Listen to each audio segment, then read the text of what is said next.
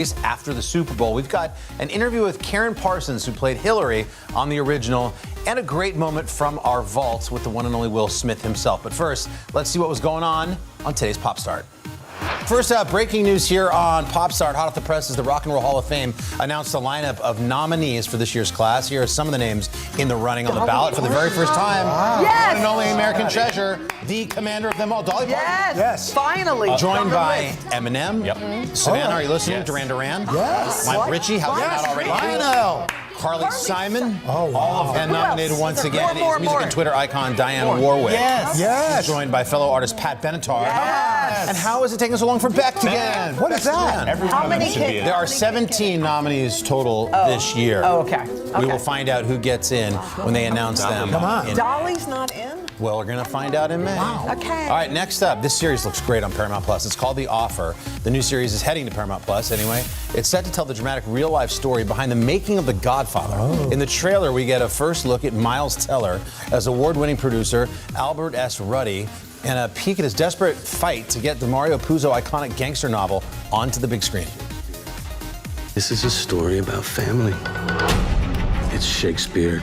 Agencies won't touch us. It's epic. You want to be a producer? Beg, borrow, steal, do whatever it takes. Gangster movies are dead. We will snuff out the hatred If I say I'm gonna handle something, I'm gonna handle it. prejudice. You're still gonna try and make this thing? Sinatra wants us to shut the picture down. What is our opening line? I believe in America. I mean, it just looks good. Brilliant. Right? Brilliant. We're watching 1883 on Paramount Plus right now. This is going to come out. They're doing some good things over there. Show also stars Ted Lasso's Juno Temple. That's who plays Keeley. Right. She's great in it too. And American Crime Stories. Colin Hanks is in it. It's a great cast. The Offer is the name of it, and starts streaming on April 28th. I give it a good sell there. Real good. It was earnest. It was from the heart. I liked it. Finally, our Super Bowl commercial kickoff all week. We're giving you a sneak peek at some of the biggest ads for the big game. We used to wait for the big game to see all these ads. No. Now we just get them here. That's it. This morning, we've got a first look at Lay's potato chips, their first Super Bowl campaign in 17 years, and it stars the very funny Paul Rudd and Seth Rogen. Here it is. Nervous? Oh, Lay's. Brings back so many good memories. Remember our road trip in '97? Our first real heart-to-heart. I've never seen any of your movies! Not even the ones we were together! Remember when you bought your first house? Hi, I'm Seth! You ready? Seth, do you? I do. And Janet, do you? That's a yes. That's funny. Rogen actually created that ad with his longtime friend and writing partner, Evan Goldberg. They worked together on Superbad, and this is the end. And don't forget to tune in, of course, to the big game. It's next Sunday, February 13th. Where else? Right here on NBC. And, of course, streaming on Peacock. Awesome. And that is your Pop Start today. Let's get to a few more headlines. After all, the show is called Pop Start Plus. First up, and just like that, more good news for fans of the new Sex and the City series after revealing that HBO Max will release a behind-the-scenes documentary following Thursday's season finale. Sarah Jessica Parker is giving hope this may not be the end of the new chapter. SJP telling Variety that she and showrunner Michael Patrick King are already talking about a second season. The actress and executive producer sharing in an interview, there feels like there's momentum. As for the return of Kim Cattrall's character, the beloved Samantha Jones, don't hold your breath. Parker and King both saying that there are no plans to bring her back into the story at this time. But maybe later, who knows? Next up, David Letterman, the man who started it all, returned to late night on Tuesday to celebrate the show's 40th anniversary with current host Seth Meyers. And taking a look down memory lane, Dave shared how before he landed in the late night time slot, he had a short-lived stint hosting during our current Today Show hours. We had blown up the NBC daytime schedule a year previously. We had a show, a lot of us had a show that we thought was just great, and it was on for 90 minutes live, like 9 to 10:30 on NBC, and it replaced 2 or 3 game shows, and it turned out America didn't want them replaced. Certainly didn't want them replaced by me. But when you're... Letterman said his daytime show only lasted for a couple of months. A year later, it did land him an 11-year run as the host of Late Night. And those are your headlines. Up next, Karen Parsons, who played Hillary on the original Fresh Prince of Bel-Air, shares her favorite moments from the show. Listen to The Thing About Helen and Olga, new from Dateline, wherever you get your podcasts. For breaking news in our changing world, Download the NBC News app. Top Story with Tom Llamas. Weeknights at 7 on NBC News Now. What are you doing for teachers who feel that they're being stretched too thin? Did you understand how prevalent hunger was in your own community? The Sunday Sit Down with Willie Geist podcast. It's the conversations you want to have with the people you'd love to meet. Get your money's worth. Unedited, unfiltered. See ya. Sit down with Willie and listen wherever you get your podcasts. We're here to start conversations about the big things happening in our world. Because it's not my job to tell you what to think. My job is to think about what you tell me. Now Tonight with Joshua Johnson. Streaming weeknights at 8 on NBC News Now. We've got a Congress that doesn't seem very functional. What's this election year going to look like? Are we getting ahead of the science? Are we behind the science? How much did this booster confusion set us back? Can the January 6th committee come up with anything that would change Republican minds? If it's Sunday, it's Meet the Press. Listen to The Thing About Helen and Olga, new from Dateline, wherever you get your podcasts. The Meet the Press Chuck Toddcast, free wherever you get your podcasts. For breaking news in our changing world, download the NBC News app.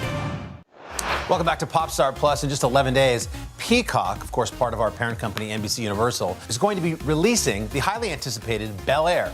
So today we thought we'd take a moment to check out, well, the roots of that reboot. We're going to get a visit from Karen Parsons, who played Hillary on the original show. Here is today's flashback. I think I'd probably hear the line, "Daddy, can I have $300?" more than anything. Dad, I need $300. How would I describe Hillary Banks? You know, it's the way I've described her has changed over the years. I still think she's incredibly self-centered, and she's just myopic. You know, she's been grown up as daddy's little girl, first child, and it was a girl. You know, I just imagine that they dressed her up in all kinds of little fancy little frilly things, and everything she wanted, they gave her. And my first child was a daughter, so I'm starting to even understand it in that regard. I think I underestimated a lot of things about her. I think she's very determined. She's so self-centered and seemingly myopic, but at the same time, she's very focused and determined and has confidence. You know, the confidence we all wish we had. If she wants to do something, she knows she can do it. She's going to do it because that's what she wants, and that's it. And she's going to get it because she always gets what she wants. You know, so nothing stops her, and I think that's a quality of Hillary's that I love, and I wish I could have a little bit more of. And I do think that she has a lot more heart. You know, she has a lot more heart than she might always get credit for. Look, there he goes. Hillary Banks! Yes, Trevor! Will you marry me?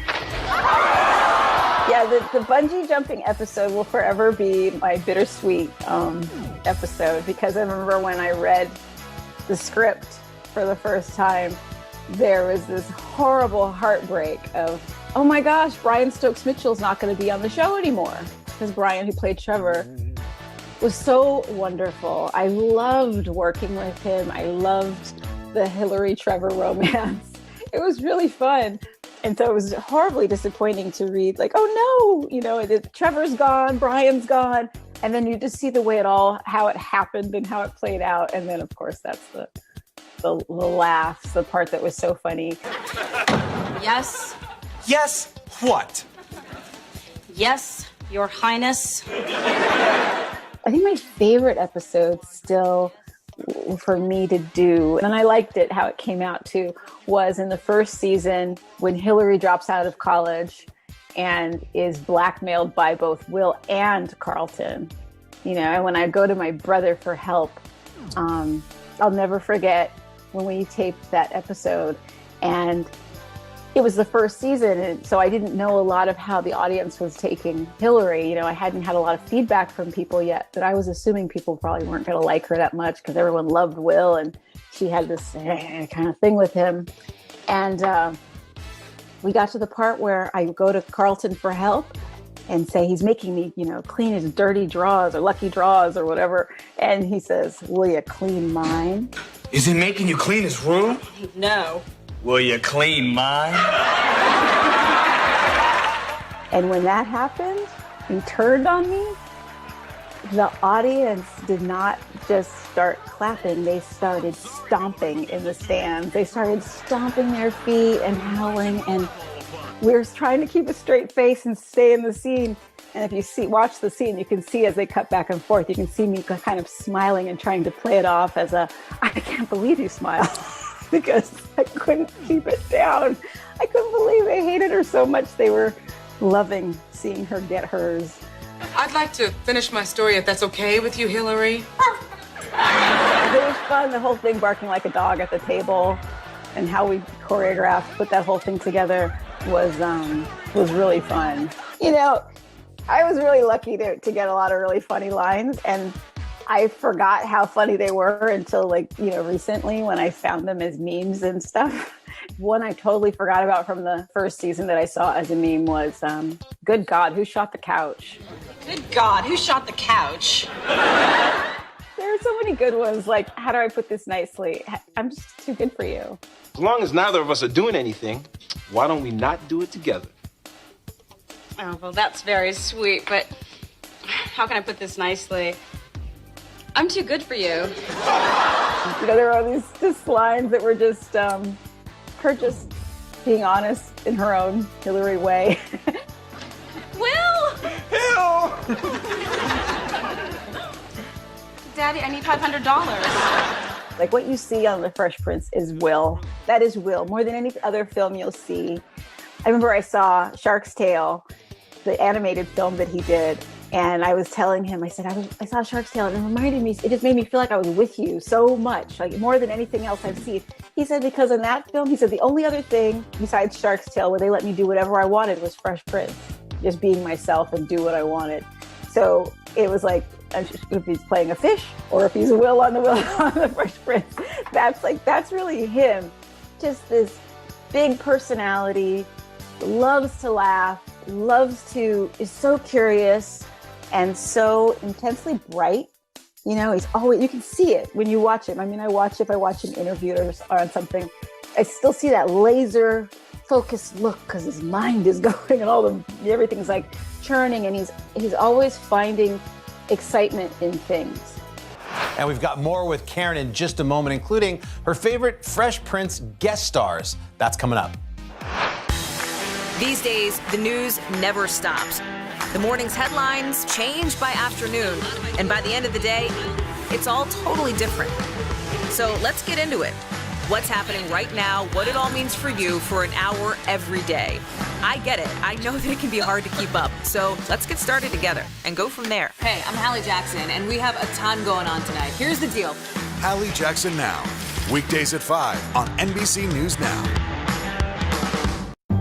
In the City of Angels, two kindly old ladies wanted to help homeless men get off the streets forever. And so they did.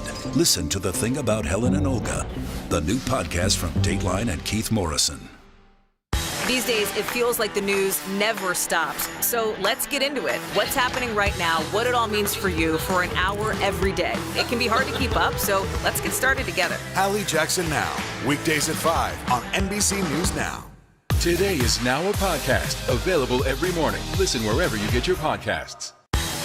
These days, the news never stops. The morning's headlines change by afternoon, and by the end of the day, it's all totally different. So let's get into it. What's happening right now, what it all means for you for an hour every day. I get it. I know that it can be hard to keep up. So let's get started together and go from there. Hey, I'm Hallie Jackson, and we have a ton going on tonight. Here's the deal. Hallie Jackson Now, weekdays at 5 on NBC News Now. The Sunday Sit Down with Willie Geist podcast. It's the conversations you want to have with the people you'd love to meet. Get your money's worth. Unedited, unfiltered. See ya! Sit down with Willie and listen wherever you get your podcasts. For breaking news in our changing world, download the NBC News app. Top Story with Tom Llamas, weeknights at 7 on NBC News Now. And we're back. Karen Parsons starred as Will's cousin Hillary on the original Fresh Prince of Bel-Air for 6 seasons. Here's more now of our conversation about the beloved sitcom. We had so many great guest stars. Zsa Zsa Gabor let me wear her ring all day. That was cool. So she gets points for that. You know, I love that we had Milton Berle on the show, but I never interacted with him. He was apparently a real curmudgeon. Tom Jones was probably one of my very favorites. I was really excited that Tom Jones was on the show. But my very favorite person to act with, hands down, was Regis Philbin. All these people on the show, but I will tell you, Regis Philbin, we were talk show hosts. I was co-hosting with guest hosting with him. And he's so dry. He was so funny. His timing was incredible. And it was just a real fun game, you know, tossing it back and forth. I would have loved to work with him regularly.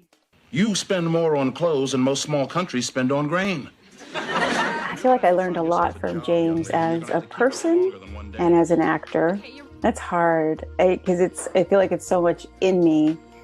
And he was so generous. You know, I'll never get over the episode that sticks with so many people, that when Will's father left.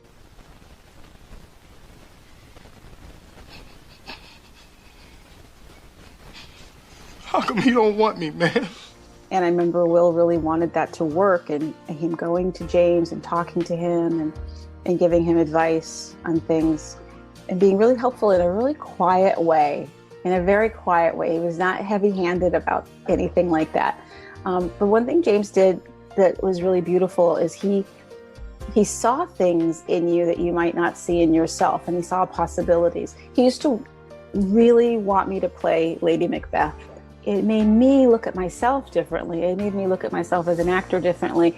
It made you feel, it was nice to be seen, but it was also interesting to recognize someone seeing you through a very different lens than maybe you saw yourself, and credit yourself. And he did that not just with me. You know, with Tatiana, he had the same thing about something he wanted her to do that he really saw. And I think it landed on her, or she saw that for herself. And he was beautiful that way, that he would look at you and say, you know, it's like what you're capable of, you know, what you can do, something so different from how you might see yourself. And it made you kind of expand. Yeah, he was amazing. You know, one of my favorite things about the relationship between the siblings, the whole family, and really just the whole makeup of the family and the cast, including Jeffrey, was how different we all were. We were all such different personalities. I don't think anybody was like another person in this whole cast of characters. And that was really a wonderful thing, especially for a Black family on screen. Like whenever I see scenes with Hillary and Ashley, it's like oil and water in a way. Not in a that they don't like each other, but that they're just so different, you know. And Ashley's so kind to her sister, who she feels, she's her big sister, but she kind of feels for her because it's almost like somebody dropped Hillary on her head. That's like kind of the way Ashley speaks to her a little bit, you know, recognizing that she's different. And I love that, you know, Hillary still feels like whatever she's saying is right, and that's just the way the world is. I think Hillary now would be the queen of the internet. I have no doubt. She'd be the Instagram queen. To me, that's so obvious. I remember once I thought of it once and I was like, oh yeah, that's where she lives, you know, and that's what she was made for. She would own it. She would own Instagram. And coming up, Will Smith's visit today in a very 90s get-up as Fresh Prince was at its peak. That's coming up in The Vault next. The Meet the Press Chuck Toddcast, free wherever you get your podcasts. These days, it feels like the news never stops. So let's get into it. What's happening right now, what it all means for you for an hour every day. It can be hard to keep up, so let's get started together. Hallie Jackson Now, weekdays at 5 on NBC News Now. What are you doing for teachers who feel that they're being stretched too thin? Did you understand how prevalent hunger was in your own community?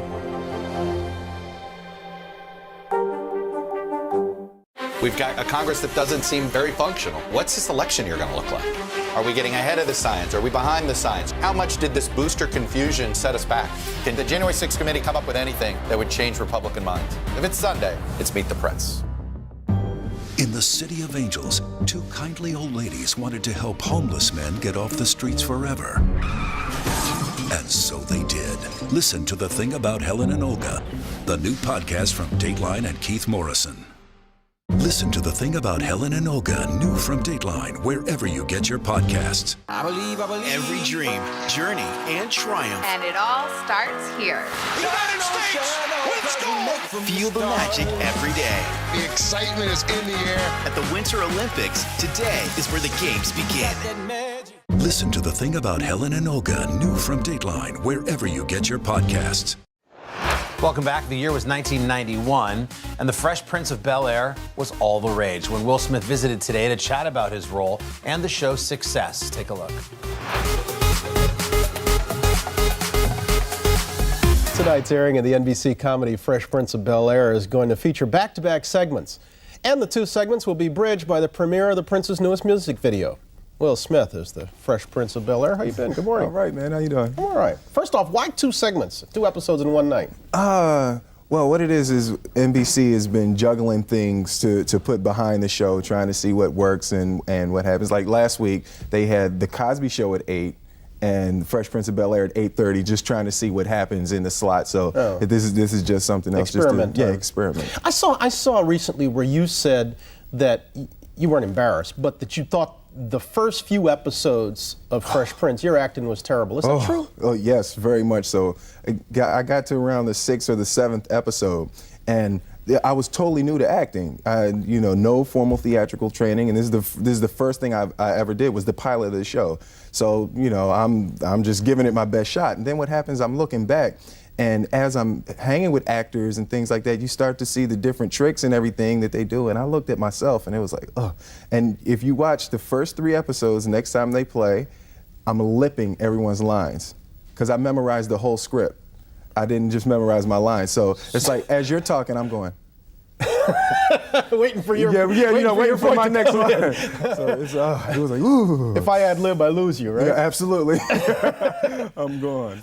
As you watch today, do you feel totally comfortable with being an actor yet? I'm starting to feel more comfortable. It's just so many things to learn. And I like Denzel a lot, and I study people, and it's like, when they wipe their head or something like that, that's planned. Everything, they plan everything. It's like there's hours and hours of preparation that go into playing their parts.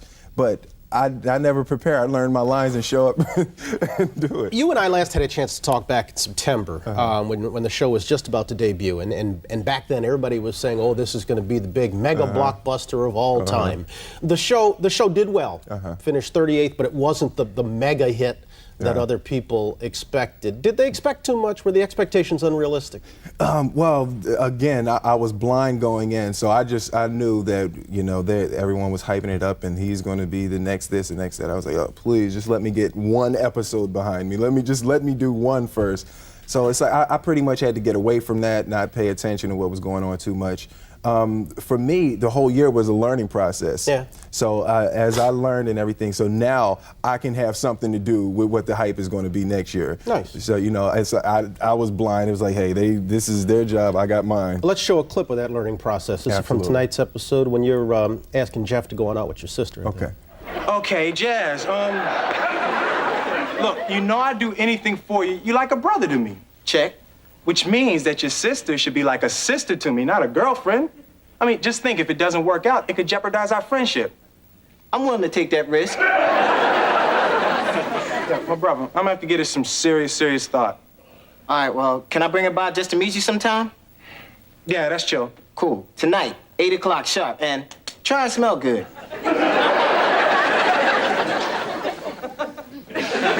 Yo, big boy, give your sweet mama some sugar. All right, let's talk music. Now, you're putting the video between the two segments. Aren't they really different audiences? I mean, the audience for your music and the audience for your TV show? I don't think so. I think that my music audience is a big chunk of the television audience. I think there's a few new viewers that haven't heard Parents Just Don't Understand or Mike Tyson or Nightmare, any of my other records. I think that the character is pretty much the same. So it's all me. What I'm giving on the television show is just myself, and what I give in the music is just myself. For those who may not know, before you were on television, you were a recording artist, yes, along with DJ Jazzy Jeff. But the TV show has made it difficult for you to keep up with your music, hasn't it? Yeah, very much so. It took us a year to do our album, and our album is finally finished, but it took us a year to do it, because we were trying to do, I'm in Los Angeles and Jeff is in Philadelphia, so we had sort of a fax thing going with this album, you know, going back and forth and back and forth. But it worked out, turned out good. The album's real good. You figure you're gonna have to choose between music and acting? I don't think so.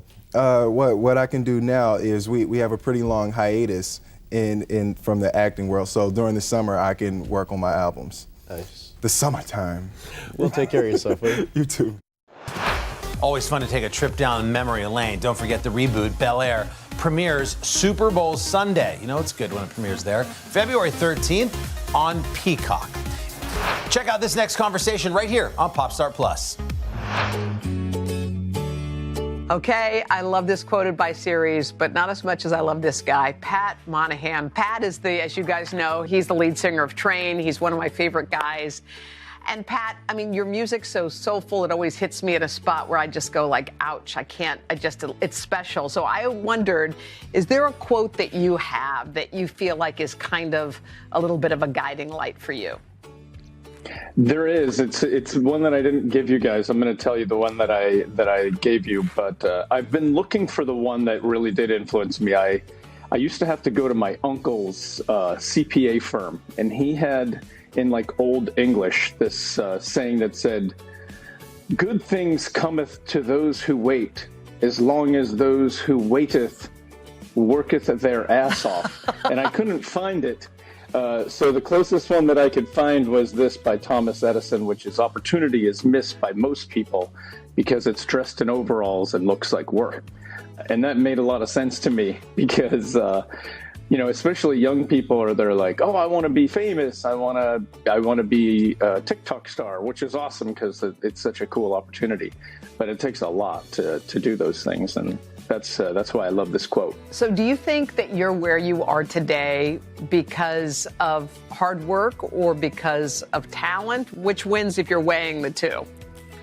Well, I had to have a little bit of talent, but it was the hard work that really did it, because I realized early on that I wasn't as talented as Kurt Cobain and so many other very talented people, and it didn't probably come easy to them either, but it sure seemed like it did. So I just had to outwork everybody, and honestly I still feel like I have to. So even being in the music industry for 30 years, I hope to have 30 more, but it won't come for free, you know? Wow. Well, I think that's good for a lot of folks who are watching and wondering, like, I wonder if I can You're the hardest working human being in the world. All right. Hey, Pat, thank you, honey. I appreciate you. Thanks, Soda.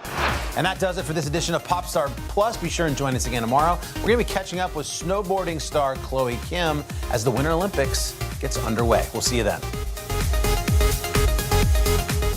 Welcome to Today All Day. All day? Today all day. All day. This is a long way of asking who's your favorite character you've ever played? The unicorn. The unicorn. You gotta have the unicorn. What is she right there? That's why you're saying all these nice things? Yeah, she gave me the look. Sorry to disturb your day. Everyone's mad at you, Willie. Better make this fast. I don't want the wrath of Luna. When I see you, I always think, I wonder what his quote would be. Give us 6 minutes and we'll ask as many questions as we can. Welcome to Cold Cuts. Cold Cut. Cold Cut. My buddy Cal cooking with me. Dads don't babysit. It's called parenting. What was the first book you remember loving? Heart Smart Today with simple exercises to strengthen your heart. Make the most of your beach days. It's all about the tracksuit now. How good do they look? I now pronounce you husband and wife. Kiss the bride. This morning, a story of people helping people. You've received tons of letters from people who have been inspired.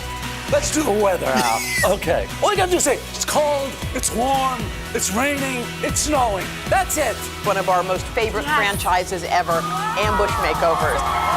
Okay. Look at it. It doesn't look so good. No, it doesn't look good. Will you judge us in a cook-off? I will, and you guys will definitely win something. Today, all day. All day? All day. Welcome to Today, all day.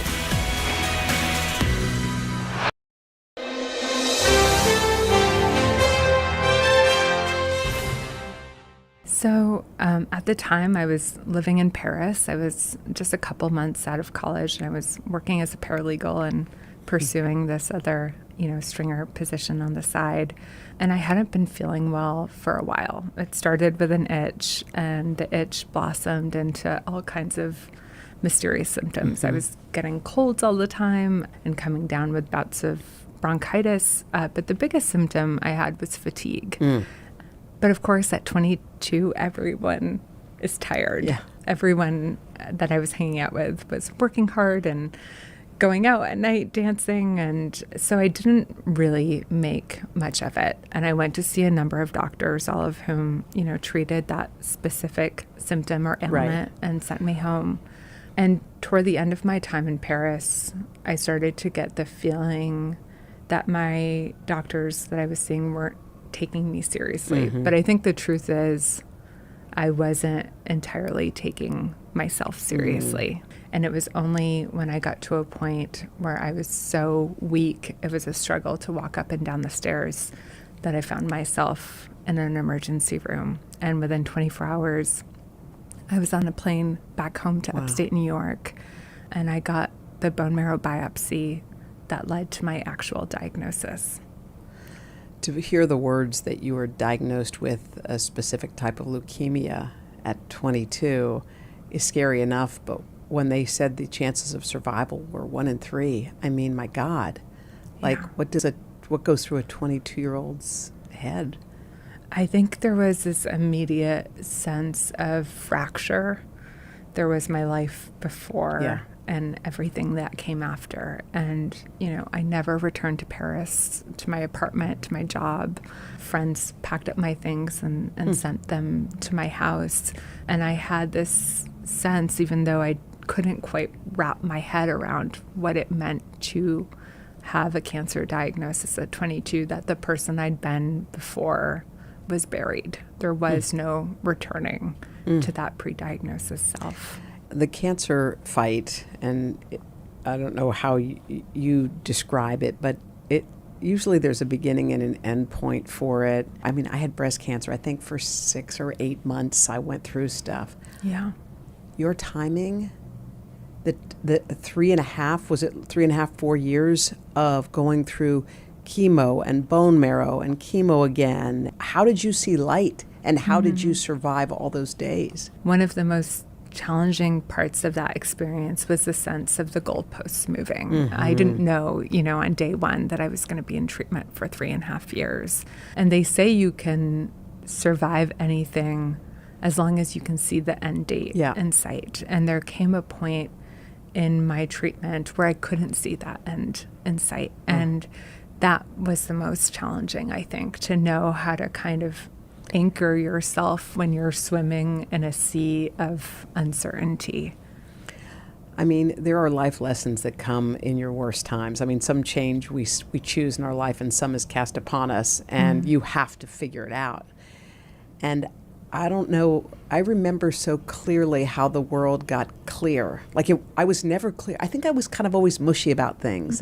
Those are my friends. I don't love that one so much, but so what? They're nice. I don't want to hurt anyone's feelings.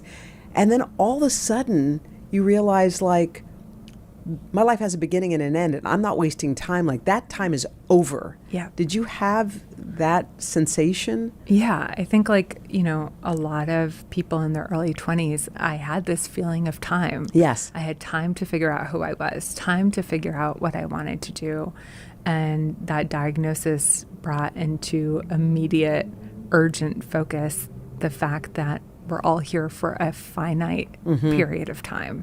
And I felt a strange sense of urgency around time. And I had the same experience. It felt like all the artifice just kind of fell away. Yeah. I got clear not only about who my friends were, but maybe more importantly, who I wanted to be friends with and what kind of relationships I wanted to cultivate. And I had such limited energy that I was well enough to maybe do 3 things every day, small things, like write an email, watch a movie, see a friend. And what that meant for me was that I had to get very clear about my priorities. Wow. That is so true. And there's something so strange about how free you feel suddenly. You didn't even realize you were carrying all that heavy junk around. Yeah. It's like, I didn't even, you don't even realize it. It's like my shoulders feel lighter, even though you're in the middle of it. So to have a doctor say to you after a bone marrow transplant and chemo again, okay, I don't know if you used the term cancer-free or you are in remission, but to hear those words, what did that moment feel like? I mean, I had been hoping to hear those words for almost 3.5 years. The goal had always been to survive, and I'd spent, 1,400 days working tirelessly toward that goal. And I thought when I got to that place, I would want to celebrate. Yeah. I wanted to feel grateful. I wanted to quickly and organically fold back into the rhythms of living. But instead, I found myself in this kind of limbo, this kind of in-between place where on paper I was better, but off paper I couldn't have felt further from being the healthy, happy, 27-year-old that I'd hoped to be on the other side of all this. Especially because when you spend almost, 3.5 years in one space, it's the same thing, the idea that, okay, now this is over and all your friends or some of your friends and colleagues are saying, oh, great, so now we can go back to the way it was. Let's go out to the bar. Let's go have some fun. Exactly. You weren't feeling those things. Yeah, I wanted to be feeling those things. But, I think often when we talk about things like cancer, the kind of final act or the end of the story comes with a cure. But we don't talk a lot about what happens after. And it took me a while to even acknowledge to myself how much I was struggling. There were so many unanswered questions that I didn't know what to do with. Like, how do I find a job when I need to nap for 4 hours in the day, or my immune system is still sending me to the emergency room on a regular basis? How do I date when I have a 1/4 inch of hair and a port still in my chest? How do I talk about, the side effects of chemo, like infertility or early menopause? Like, all of it felt so overwhelming. And in a weird way, I found myself almost wishing that I was still sick, not because I wanted to have leukemia, of course, but I understood the hospital ecosystem. Right. That was the world I lived in for 4 years.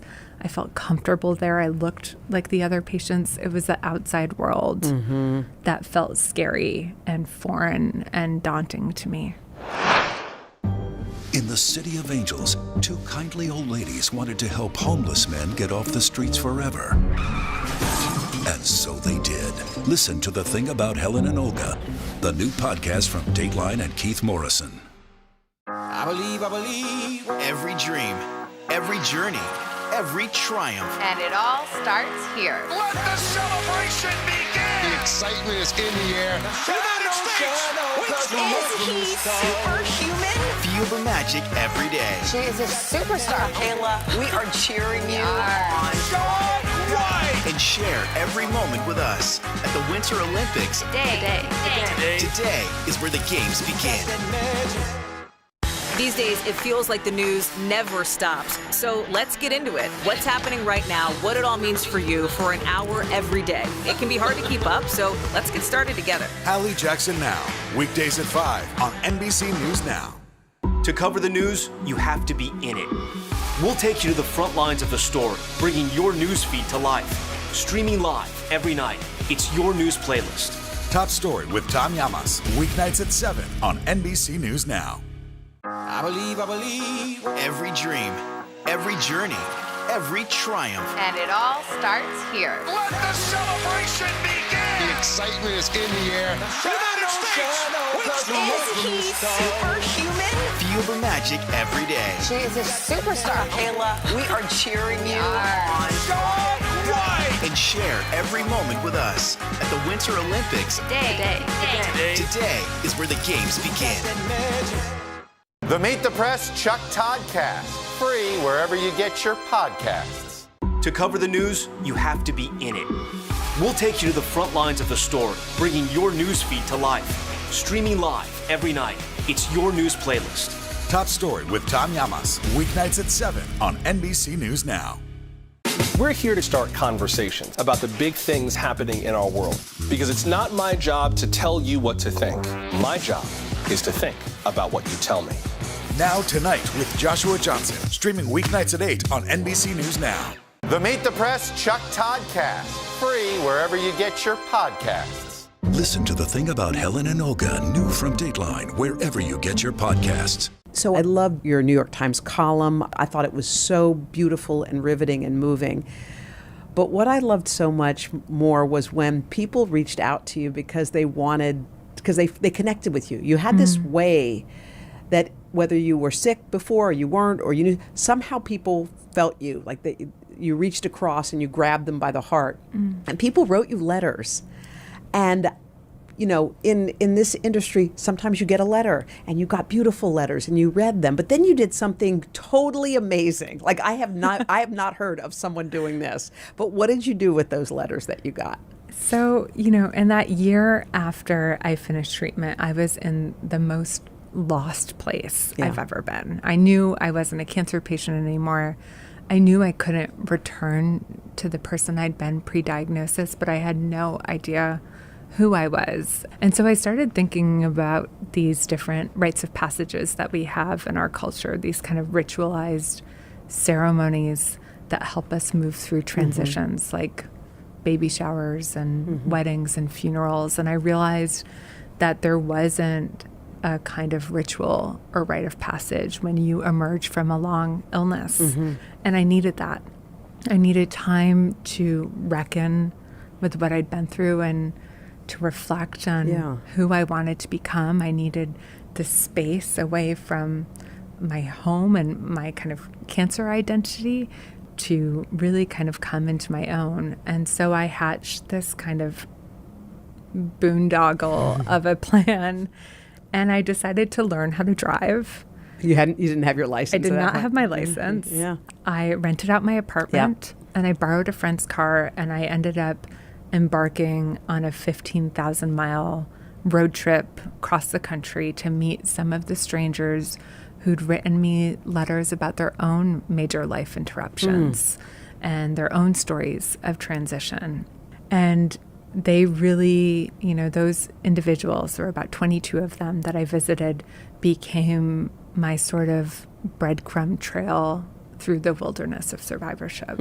I was always prepared for the other shoe to drop, prepared for something to go wrong. And what I found instead in these encounters and on that road trip was that the world really welcomed me at every turn. I ended up, you know, staying on someone's fold-out couch. I stayed on a ranch in Wyoming with a family of survivalist ranchers. I visited a high school teacher in California who was grieving the death of her son. I went to a maximum security prison in Texas to visit a death row convict. And each of those conversations helped me gain a sense of perspective on my own predicament. But more than that, I think it showed me a way to reimagine community. And it gave me this sense of connection that at a time in my life when I felt so lost and so isolated, really helped me see a path forward. Are you happy?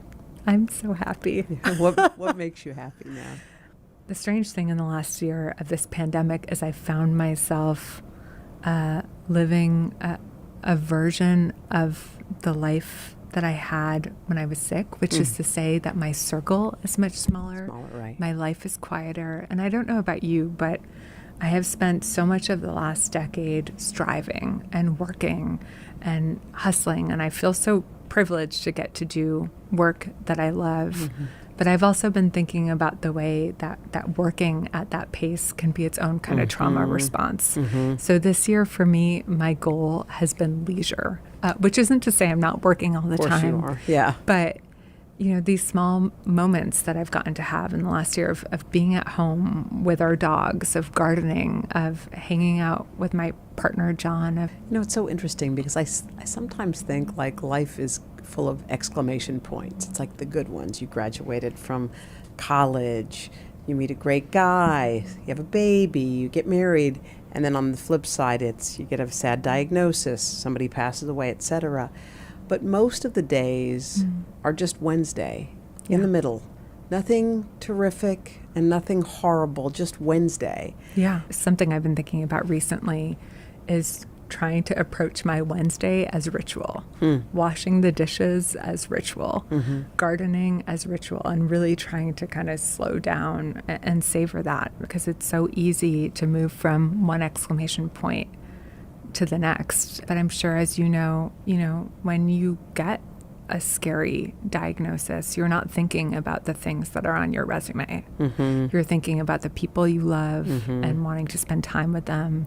You're thinking about the things that nourish you. And yeah, all the rest doesn't matter as much, and it falls away. We live in a country that has this culture or this anxiety around accomplishment. And in this season in my life, I'm trying very hard to resist that and to kind of center myself back in those things that I love, the same things that I loved as a little girl, the dancing and music and writing and family.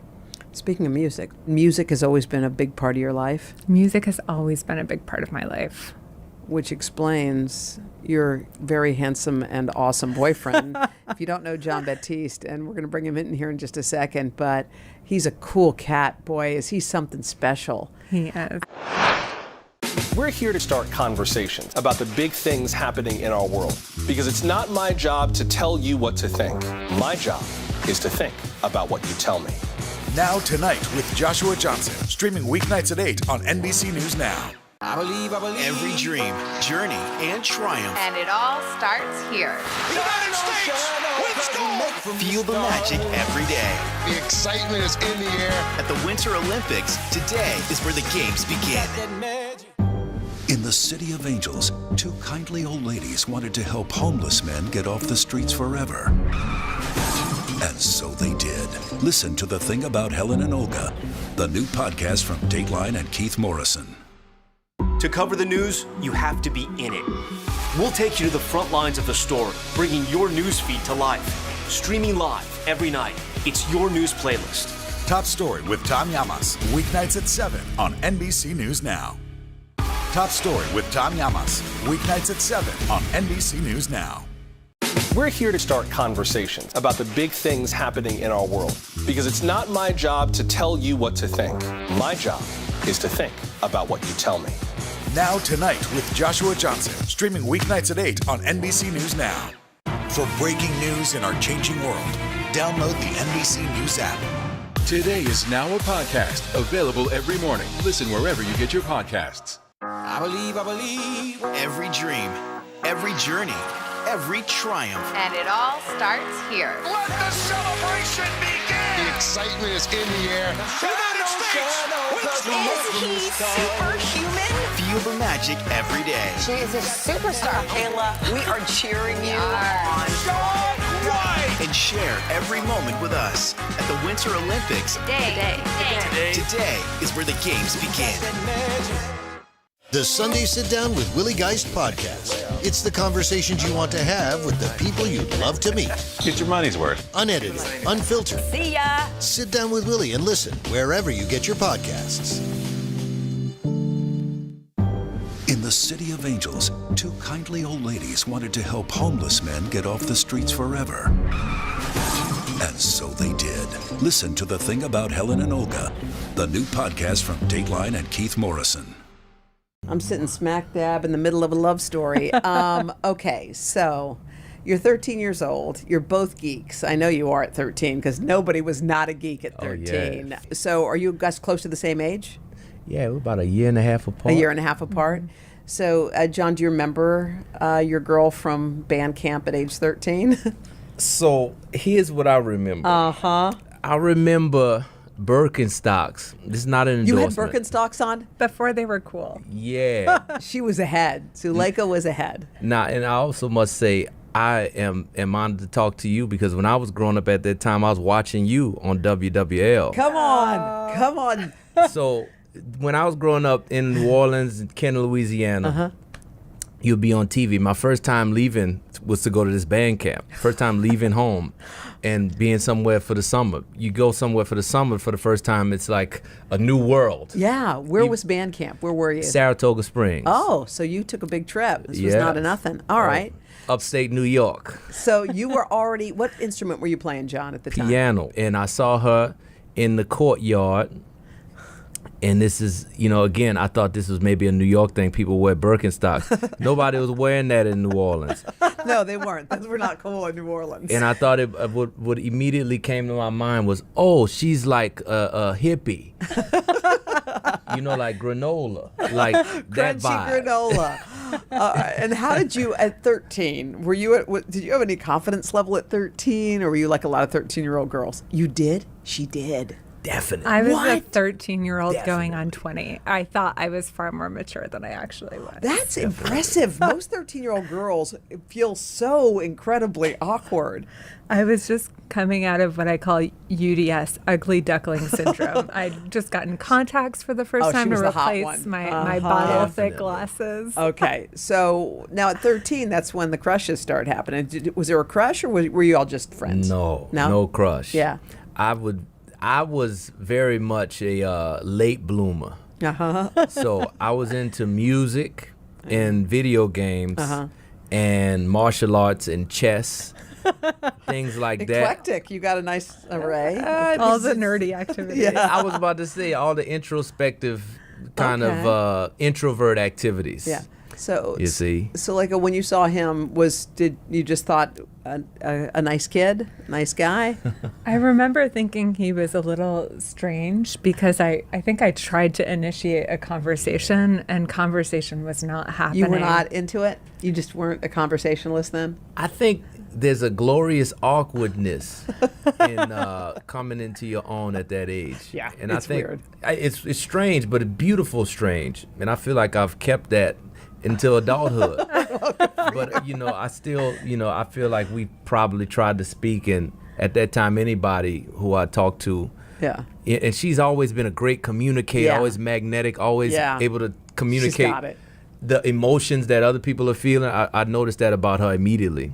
Yeah. But there was no crush. We linked later in college, and that's when we started to really become more friends. You know what's weird? On my first week at Juilliard, I was on the one train with my friend Michelle, and I had I hadn't thought about John since band camp several years earlier, which when you're a teenager feels like a decade. And I see this young man on the train who is singing to himself and playing the air piano.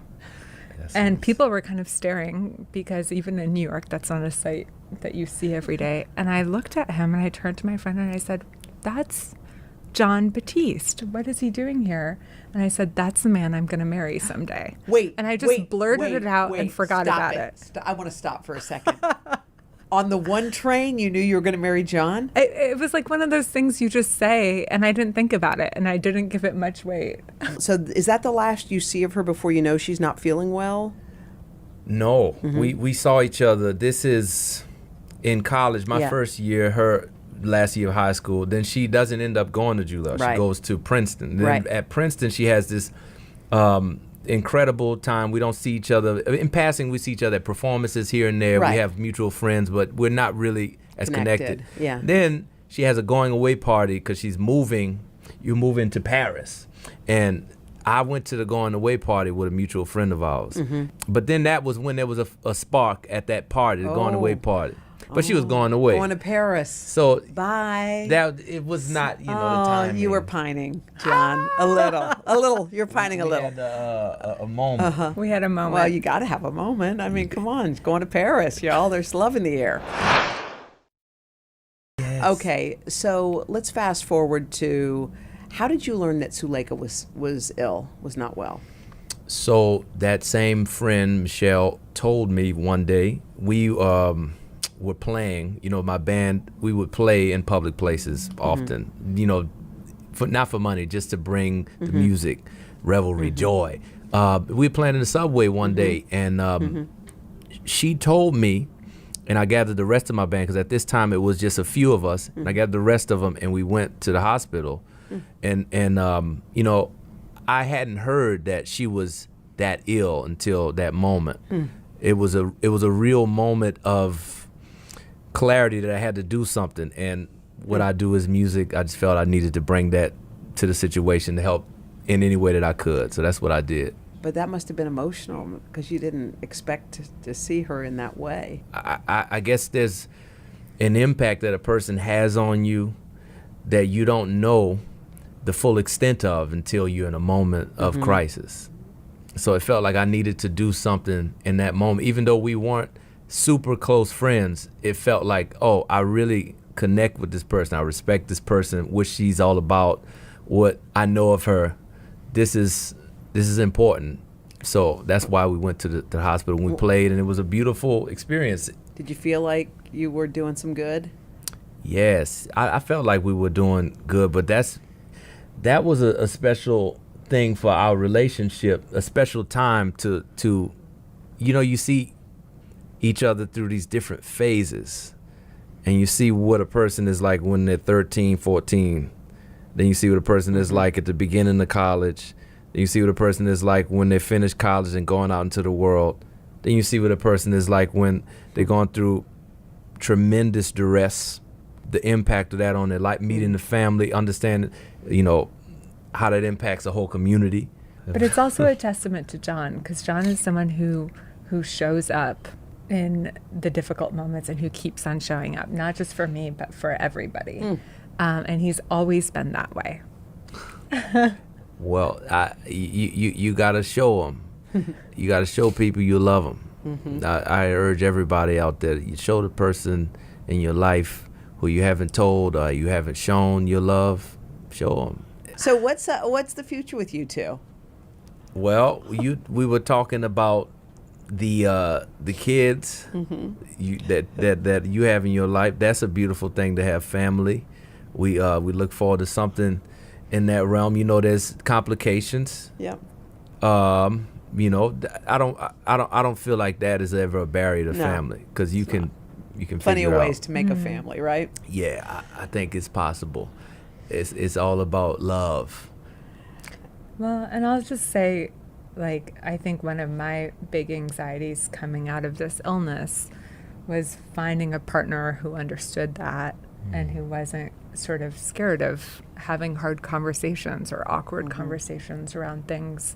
And I remember talking to John about infertility early on as a result of my treatment. And he said, there are many ways to make a family, and it's its own kind of creative act. And you've just been understanding and open in a way that I wish were the norm, but that I feel very grateful for. She's got to be real. Cool.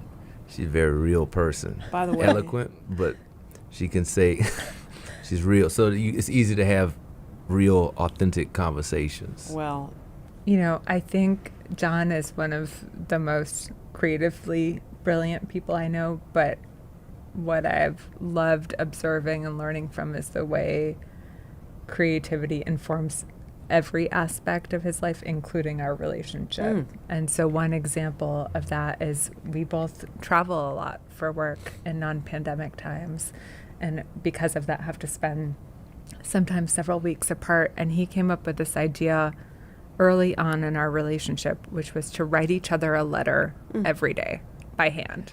Instead of doing like your morning pages or writing in a journal, he would write a letter by hand, take a photo of it, and text it to me.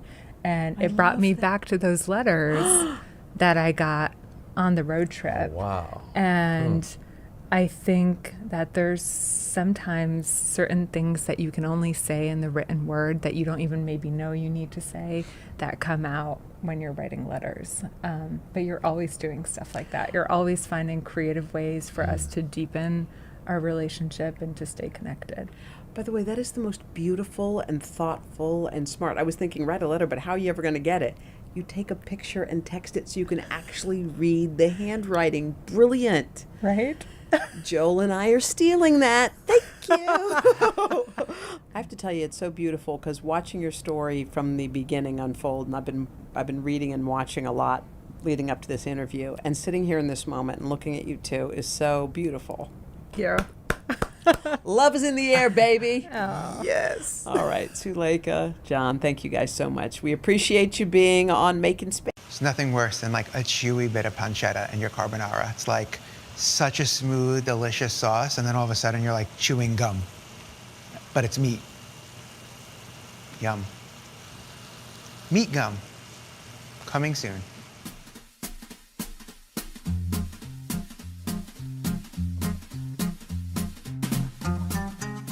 Whenever I travel to Italy, I make it a point to fly in and out of Rome because the food there is just so good.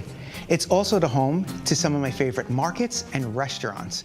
Romans are artisans at taking just a few simple ingredients and combining them to make really impactful, flavorful dishes. Today, I'm making 3 of my favorite dishes inspired by the Eternal City. First, I'm cooking up a creamy pasta carbonara.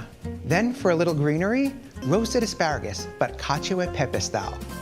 And for the main, chicken saltimbocca in a buttery wine sauce. Now let's head on over to Rome.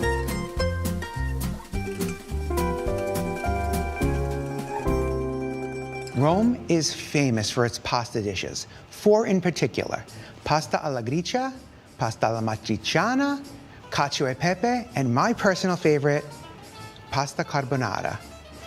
What sets carbonara apart from the rest are that it's made using eggs, which turn into this velvety, luscious, super decadent sauce. The first thing we need to do is dice up some pancetta. So traditionally, guanciale would be used here. Guanciale is cured pork cheek. It's super fatty and a little bit more gamey. It's just still sort of hard to find here. So I am using pancetta instead. It is different. It's not as gamey. It is also cured, but it comes from the pork belly. It also doesn't have the same seasonings that guanciale does, which tend to include herbs like sage, rosemary. In a pinch, you also can use really high-end bacon, but it is going to change the flavor profile because it's smoked. So I have my pancetta. I purchased it like this. They're about 1/4-inch pieces. You can buy diced pancetta in the store. It loses its flavor when it's diced, but it is a lot more convenient. If you can find this, I would use this. And I threw it in the freezer for about 10-15 minutes, which will help the fat solidify and make it easier for me to cut this into slices and then dice. So this is plenty of pancetta. It's about 4 ounces worth. And I'm going to show you an easy trick to properly render fatty cured meat like this. If you've ever tried to crisp pancetta, but it was still super chewy, it's because you cooked it too fast and the fat didn't have time to properly render. So one way to ensure really nice, tender, properly rendered pancetta is to actually cover it, barely cover, I should say, with just some cold tap water. And what happens is, as the water begins to boil, it begins to melt the fat and will cook the pancetta through so that it gets nice and tender. And then eventually the water will begin to evaporate, leaving behind the rendered fat, and will crisp it up. So you'll have nice, tender interiors and crispy outside. So I'm going to bring this to a boil. We want this to evaporate fast, but just keep an eye on it because once the water's gone, it's going to start to saute and you want to make sure you don't burn your pancetta. You can see that the fat is really starting to render now and has kind of made its way around the sides of the pan. And we'll just let this keep going. It's like a Roman mosaic art piece. You can also tell that the pancetta has rendered because the fatty pieces are almost transparent. At this point, keep stirring it so that it gets nice and crispy all over. All this liquid remaining, that's all the rendered fat. That is not water anymore.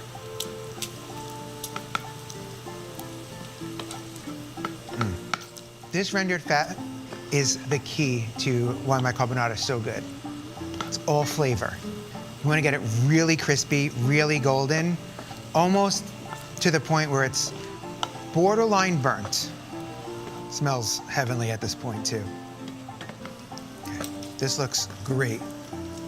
I'm gonna cut the heat, grab a bowl and a slotted spoon, and transfer the pancetta to a bowl. This will stop the cooking process. And last but not least, I'm gonna reserve a tablespoon worth of this rendered grease. This rendered fat is gonna get added into our sauce to add that pancetta salty flavor at the end.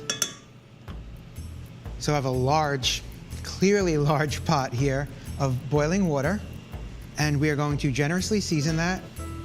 Once it comes back to a boil, time to drop our spaghetti, 1 pound. You wanna cook this pretty much till it's al dente. Meanwhile, let's work on the sauce.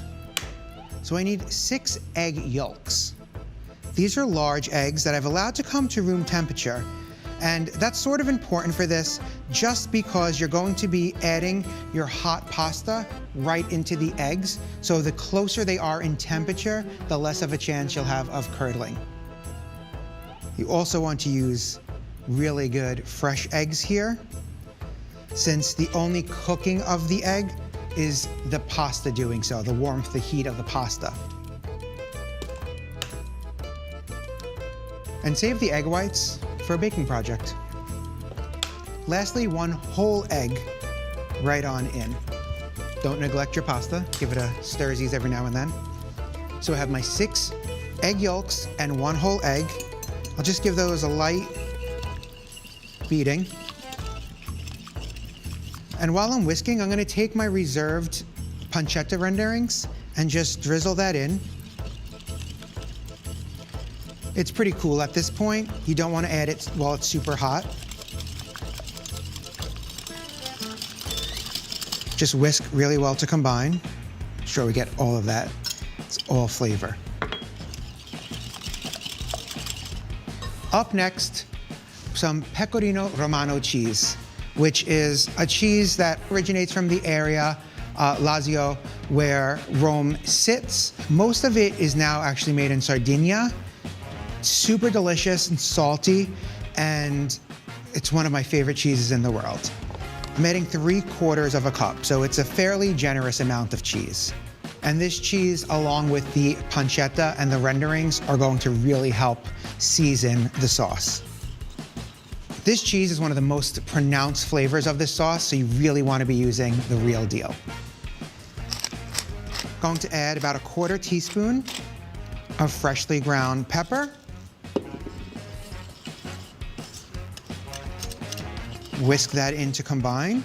And that's all there is to the sauce. When the pasta hits the eggs, it begins to slowly cook them, and that's what creates this creamy sauce. There is no dairy, no cream, milk. It's all the egg yolks just slowly beginning to cook that creates that velvety sauce. So if you go to a restaurant and it says cream, it's not a true carbonara.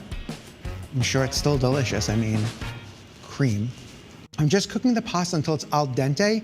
Unlike most sauces that we finish in a pot, I'm gonna finish the dish right in this bowl. So when it comes out, the pasta needs to be perfectly cooked. So the pasta is very close to being ready, a nice, perfect al dente. And at this point, the only important ingredient left is speed.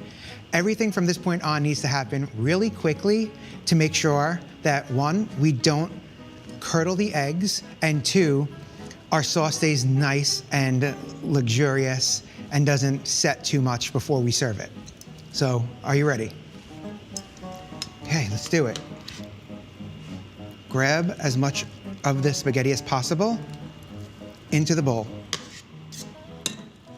Into the bowl and start to stir. And you can see how creamy it's starting to get already. And at this point, you're looking for just a nice creamy sauce, but you still want it to coat the pasta. You can add a splash of the pasta water if you need it. I don't think I need it at this point. The pancetta goes right on in. Oh my God, this just looks so good.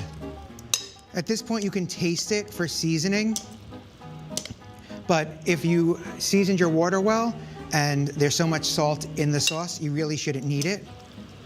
Let's plate it up. I'm gonna grab some, lock my tongs, set it in a ladle and twist to make a nest. Just keep twisting, and then right onto a plate. Just a couple of last finishing touches. Some more pecorino cheese. I'm gonna freshly grate some this time. And just a little bit more black pepper. Look how pretty, how simple that was to get on the dish, and all that's left is to taste it. You have to serve this right away. It is so perfectly seasoned. It's so simple, you would swear that this has 1,000,000 calories worth of cream in it, and it doesn't. It's just so delicious. This is what I love about Roman cuisine. Just a handful of ingredients making the most flavorful, delicious dish. So, it's so good. Truly. Fantastic. 10 out of 10. 2 thumbs up. 6 stars. Our week-long journey across America. From Washington, D.C., outside of our nation's capital, you rarely see. It's your last one. Was talking smack part of this? The Meet the Press Chuck Toddcast. Free wherever you get your podcasts. Top Story with Tom Llamas. Weeknights at 7 on NBC News Now. To cover the news, you have to be in it. We'll take you to the front lines of the story, bringing your news feed to life. Streaming live every night. It's your news playlist. Top Story with Tom Llamas. Weeknights at 7 on NBC News Now. What are you doing for teachers who feel that they're being stretched too thin? Did you understand how prevalent hunger was in your own community? I believe every dream, journey, and triumph. And it all starts here. United States wins gold! Feel the magic every day. The excitement is in the air. At the Winter Olympics, today is where the games begin. Today is now a podcast, available every morning. Listen wherever you get your podcasts. The Sunday Sit Down with Willie Geist podcast. It's the conversations you want to have with the people you'd love to meet. Get your money's worth. Unedited, unfiltered. See ya! Sit down with Willie and listen wherever you get your podcasts.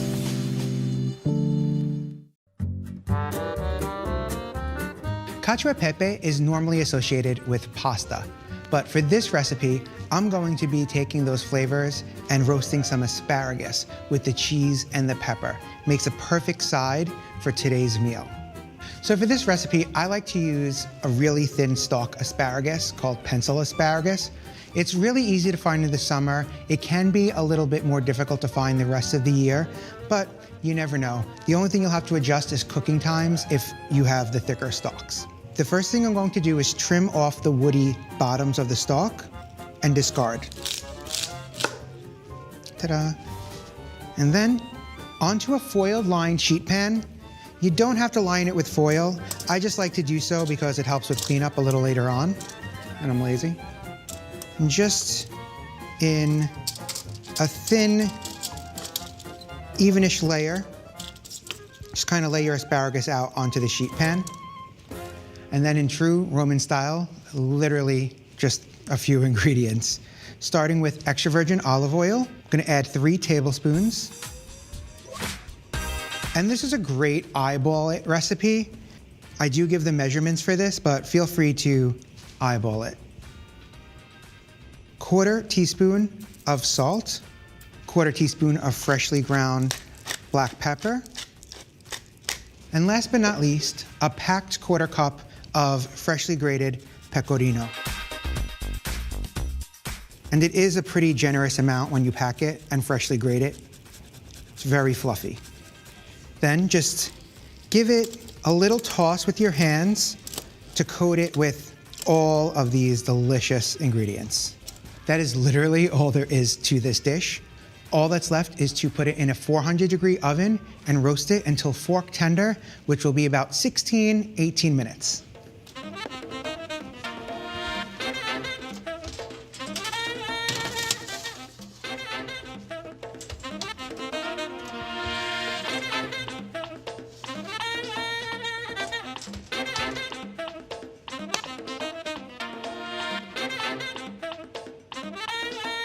Look how great this looks.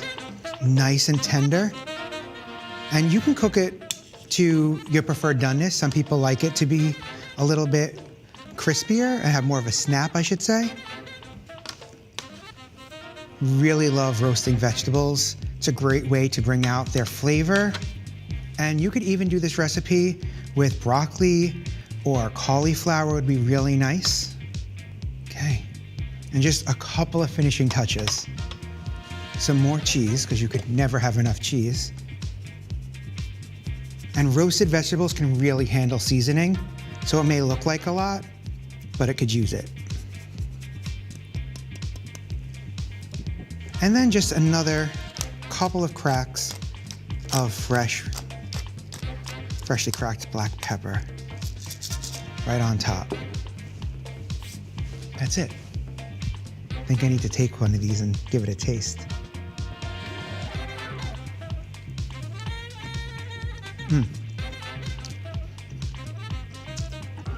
It's just such a simple dish, but that combination of the salty cheese and the spicy black pepper is just amazing pairing. That is what makes cacio e pepe such a delicious dish. So good. What happened here is a story of loss and salvation. There were residents who hung on for dear life. This is where you took shelter, in this closet. I took shelter right in this closet right here. Rioters banged down one of the doors. Have you found a way to reconcile it a year later? It really hurt to see this place that I love so much treated with such disrespect. Was it an act of cleaning or an act of healing?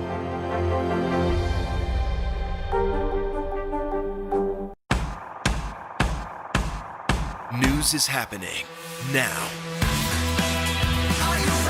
Look at what's making headlines around the world. Right now on Morning News Now. Tonight, the major announcement of the COVID vaccine. And this is a significant moment. Your news, whenever it happens, wherever you are, it's here now.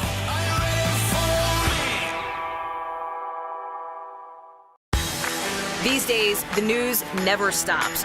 The morning's headlines change by afternoon, and by the end of the day, it's all totally different. So let's get into it. What's happening right now, what it all means for you for an hour every day. I get it. I know that it can be hard to keep up. So let's get started together and go from there. Hey, I'm Hallie Jackson, and we have a ton going on tonight. Here's the deal. Hallie Jackson Now, weekdays at 5 on NBC News Now. We're here to start conversations about the big things happening in our world, because it's not my job to tell you what to think.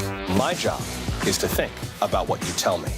Now Tonight with Joshua Johnson, streaming weeknights at 8 on NBC News Now.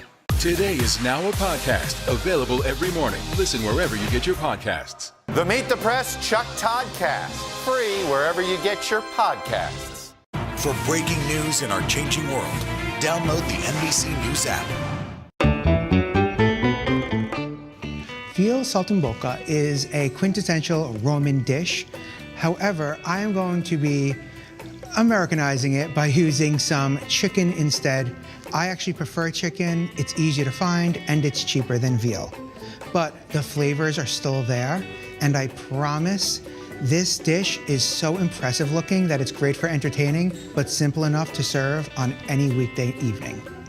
In front of me, I have 8 very thinly sliced chicken cutlets, which I purchased just like this at my local supermarket. It is very important that they're thinly sliced, but the first step is to season both sides of the chicken with salt. I'm being fairly generous with my seasoning. And now I'm going to one by one wrap the chicken in some prosciutto di Parma. So I have thinly sliced prosciutto. I'm just gonna work one cutlet at a time. So place the prosciutto over the chicken cutlet and cover as much as you can and press it on to kind of just glue it together. Then I flip it over and take any of the excess and just wrap it around the underside. Okay. Now working on the prosciutto side, I'm going to take 2 sage leaves and I'm going to secure them over the top with a toothpick. Sage smells so delicious. I just love that aroma. So just thread the toothpick on through the chicken underneath. And then I like to just go back and make sure that the leaf is nice and flat. And that is our first cutlet. And you want to just repeat the process with all the remaining chicken cutlets.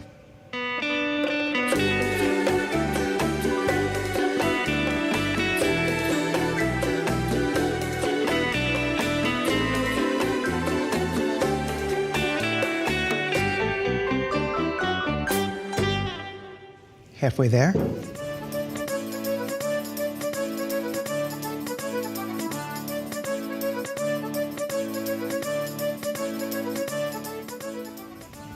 Okay, and the last one. The last thing we need to do before we actually cook the chicken is just dredge it in some flour. Make sure you get it fully coated and then gentle shake to remove any excess. Just work gently so that you don't disrupt the sage leaves.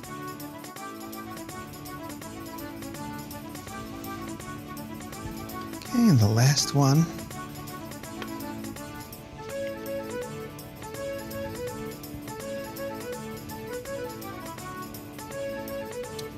All right, I'm going to give my hands a quick rinse and grab a couple of ingredients so we can finish our saltimbocca. To cover the news, you have to be in it. We'll take you to the front lines of the story, bringing your news feed to life. Streaming live every night. It's your news playlist. Top Story with Tom Llamas, weeknights at 7 on NBC News Now. The Meet the Press Chuck Toddcast, free wherever you get your podcasts. I believe. Every dream, journey, and triumph. And it all starts here. United States, let's go! Feel the magic every day. The excitement is in the air. At the Winter Olympics, today is where the games begin. For breaking news in our changing world, download the NBC News app. Today is now a podcast, available every morning. Listen wherever you get your podcasts. Listen to The Thing About Helen and Olga, new from Dateline, wherever you get your podcasts. We've got a Congress that doesn't seem very functional. What's this election year going to look like? Are we getting ahead of the science? Are we behind the science? How much did this booster confusion set us back? Can the January 6th committee come up with anything that would change Republican minds? If it's Sunday, it's Meet the Press. The Meet the Press Chuck Toddcast, free wherever you get your podcasts. We're here to start conversations about the big things happening in our world, because it's not my job to tell you what to think. My job is to think about what you tell me. Now Tonight with Joshua Johnson, streaming weeknights at 8 on NBC News Now. Today is now a podcast, available every morning. Listen wherever you get your podcasts. My chicken is all dredged up. All that's left to do is to cook it. So I'm starting with a high-sided, fairly large skillet. I'm gonna put that over medium heat. The heat is very important for this recipe. We want to cook the chicken so that the exterior gets nice and crispy, but doesn't overcook. But then the chicken also has the opportunity to cook through. That's why we're using these thin cutlets.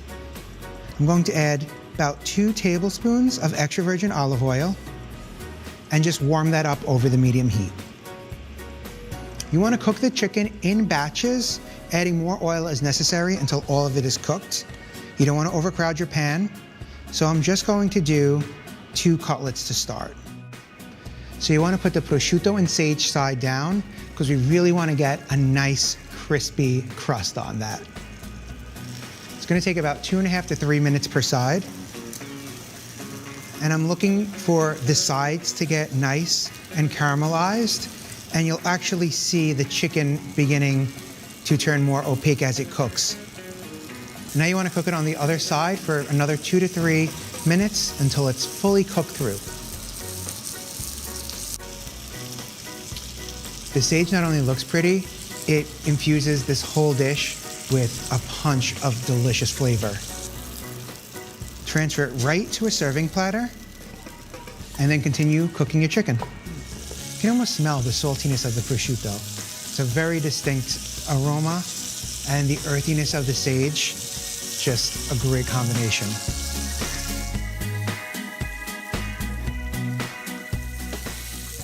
Okay, halfway there.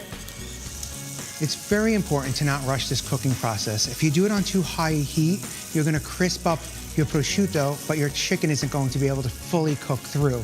Okay, our last batch of cutlets are ready. And I just keep piling these on top so that they stay warm, but we're gonna finish it with a pan sauce that'll warm them right back up too. Isn't that beautiful? Saltimbocca is typically paired with a white wine pan sauce. I do mine just a little bit differently, but the flavors are all still there. I'm gonna take a half a cup of some good dry white wine. I like to use a Pinot Grigio. And we're gonna use that to deglaze the pan. All those brown bits are from the prosciutto and from the chicken, and it's all flavor. So just stir it to melt right into the wine. And you want to reduce this for about a minute or two. So fragrant. Now that that's reduced, I'm going to add a cup of chicken stock or broth. And I'll bring that to a simmer. Typically, this pan sauce is very loose and runny, super winey. I kind of tone it down with the sauce. I also add a little bit of flour at this point because I like a sauce that sticks to the cutlets, similar to you would find in like a marsala or francese. So I reserved 1 tablespoon of the dredging flour, and I'm going to add 3 tablespoons of unsalted butter to it. I'm doing this for 2 reasons. First, the butter is going to add a delicious richness to this dish, but I'm also going to create a paste with the flour. If I were to add the flour in by itself, it would clump. And it's nice and soft. And I'm going to just gently kind of massage the flour into the butter. You can use your hands for this too, just a little messy. This is something you see in French cooking called beurre meunier. And I'm just going to add this butter flour paste right to the skillet. And as the butter melts, the flour will begin to incorporate and slightly thicken the sauce. So you can already see how the sauce has slightly thickened. The last thing to do is to taste it for seasoning.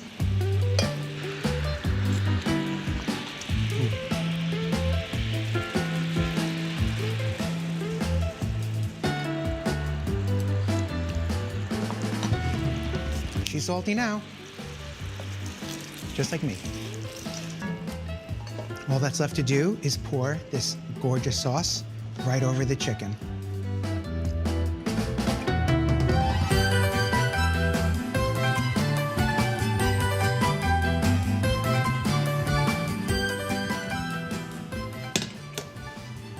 Dinner is served. I think I need to taste this now. Carefully remove the toothpicks.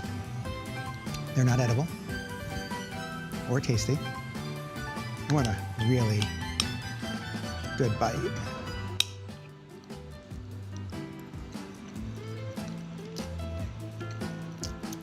It is so good. This is why the Romans are just geniuses. They take just a few ingredients, the saltiness of the prosciutto, the earthiness of the sage, and combine it with the white wine, and is all I can say.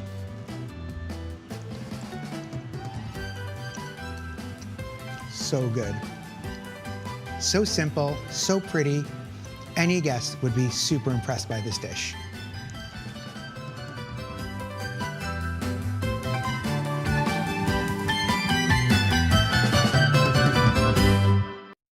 Hello Today All Day. Up next on Hashtag Cooking, Samadata making 2 protein-packed recipes with a pantry staple, canned chickpeas. First, she's going to use the chickpeas to make a hearty dinner with a Chana masala and roasted sweet potatoes. For dessert, she's going to turn the legume into ooey gooey chocolatey brownies. We promise you won't even taste the chickpeas. Just get out your aggression on these sweet potatoes, okay? If you have any stress in your life, don't take it out on your friends. Make this recipe. Take it out on these potatoes.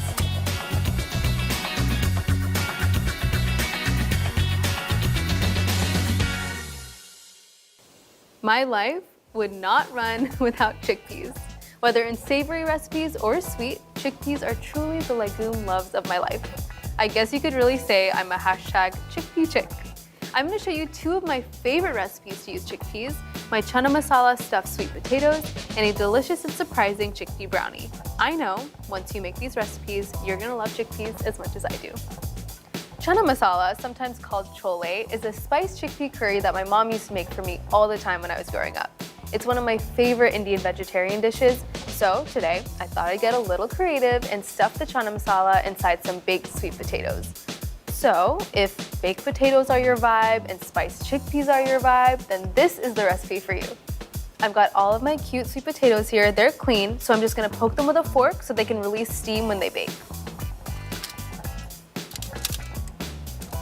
Don't mistake your hand for a potato, okay? Promise me you won't do that.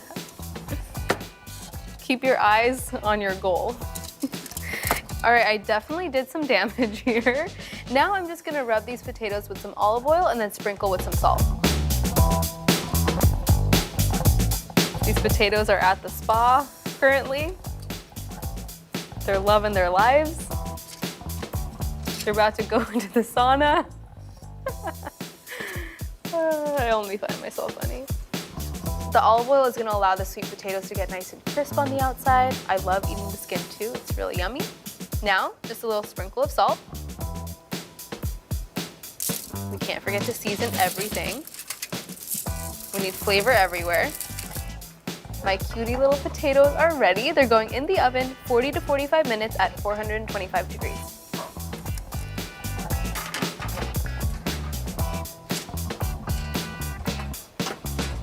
Now that my sweet potatoes are safely in the oven, they're secure in there, I am gonna start on my chana masala. First thing I'm gonna do is dice my onions. Just clearing my workspace, nothing to see here. I love using onions in basically everything, but onions, garlic, and ginger are just key aromatics in Indian cooking. You really can't have Indian cooking without them. Now for my garlic, just gonna mince it. A mince is really, really fine, so you just wanna get all of that delicious garlicky flavor out. You know you did this right if you smell like garlic for 3 days. We're just getting out all of that flavor.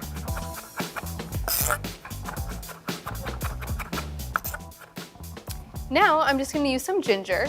A really easy way to peel ginger is to use a spoon. You can just use it to scrape back that little peel, like so.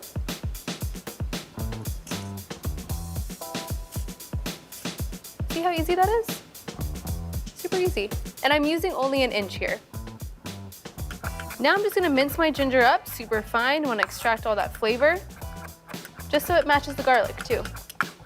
Okay, my onions, my garlic, my ginger, we're all ready for the hot oil. So now I'm just gonna heat some oil in my medium pot until it shimmers, and then I'll add all of my aromatics. Heating up my olive oil in my pot. Once the oil shimmers, then I know it's ready for the onions. Taking a little peek, the olive oil is shimmering, so it's time to add my onions.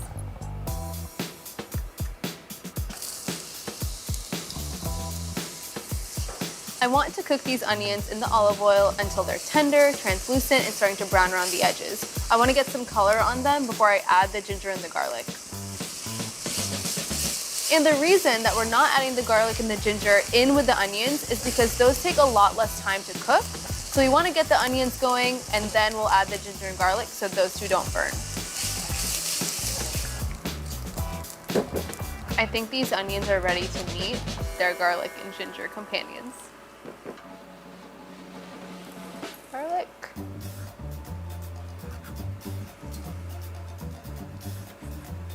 Ginger. That smell. You want to cook the garlic and ginger in with the onions for about 1 to 2 minutes so it smells aromatic and fragrant. Get rid of that raw smell. This is my masala box, my masala dabba, my prized possession. I have literally never lived a single day in my kitchen without it. It's how I store all of my favorite spices. It's also how my mom taught me to store all of my spices. Let me show you a little reveal.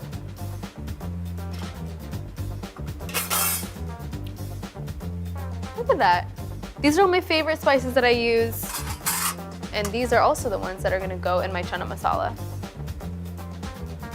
My onions, garlic, and ginger smell amazing. They look amazing, which means it's time for my masala. I'm going to add some of my favorite masala spices here. I like to add cayenne for some heat, for some spice. Adding turmeric, one of my favorite spices. A lot of cumin, I absolutely love it. Time for some coriander powder. Adding that straight in. Did you know that coriander powder is just the seeds of cilantro ground up? Now you know.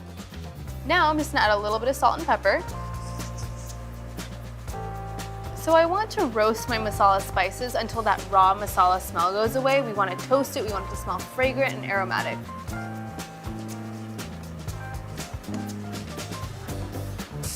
And finally, my little secret ingredient, amchur powder, or dry mango powder.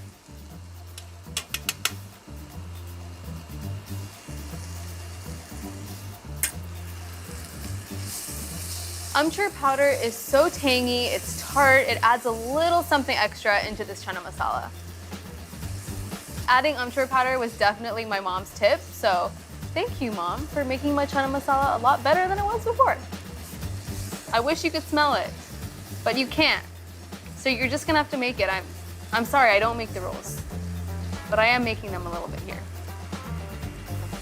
Okay, my masala smells amazing, smells super aromatic. Now I'm gonna add my tomato paste. Here.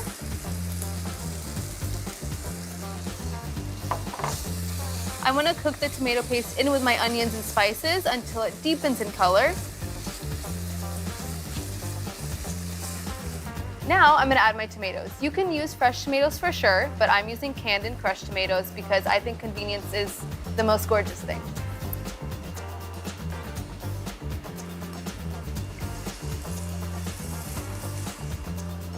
My tomatoes are looking delicious. Delish. Now I'm gonna add my vegetable broth.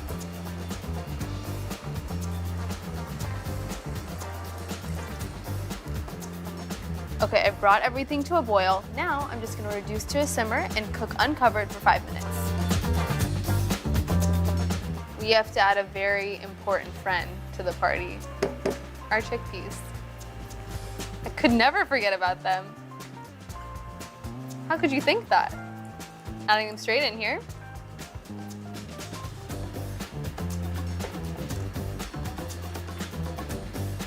Get them really up in that gravy.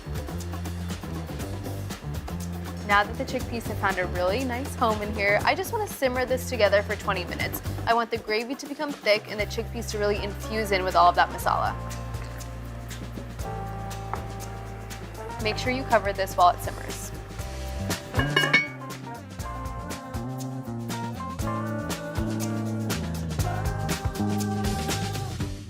We're here to start conversations about the big things happening in our world, because it's not my job to tell you what to think. My job is to think about what you tell me. Now Tonight with Joshua Johnson, streaming weeknights at 8 on NBC News Now. We've got a Congress that doesn't seem very functional. What's this election year going to look like? Are we getting ahead of the science? Are we behind the science? How much did this booster confusion set us back? Can the January 6th committee come up with anything that would change Republican minds? If it's Sunday, it's Meet the Press. What happened here is a story of loss and salvation. There were residents who hung on for dear life. This is where you took shelter, in this I closet. took shelter right in this closet right here. Rioters banged down one of the doors. Have you found a way to reconcile it a year later? It really hurt to see this place that I love so much treated with such disrespect. Was it an act of cleaning or an act of healing?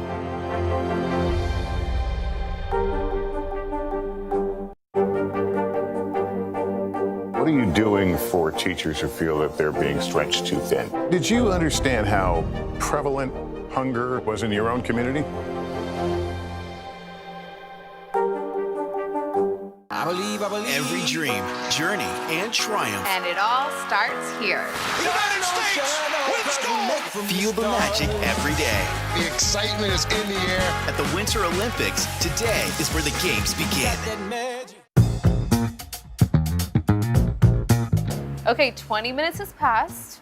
I think it's time we take a peek at my chana masala. I mean, look at that. Look how thick it is. It looks delicious. It smells even better. There is one more thing that I do like to add in my chana masala. Just a little sneaky spinach. Nothing to see here, just some sneaky spinach. You won't even see it or taste it. I just like to sneak in some cute greens in there from time to time, you know? Just adding a handful. I'm just gonna tear it, roughly. No science to that here. And I'm gonna stir it into my chana masala until it wilts.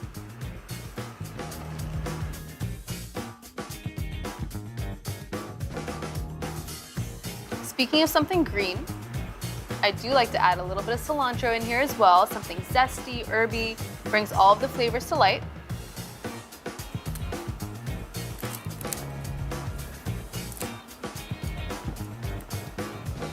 I keep those tender stems, but I'll remove the thick stems like this.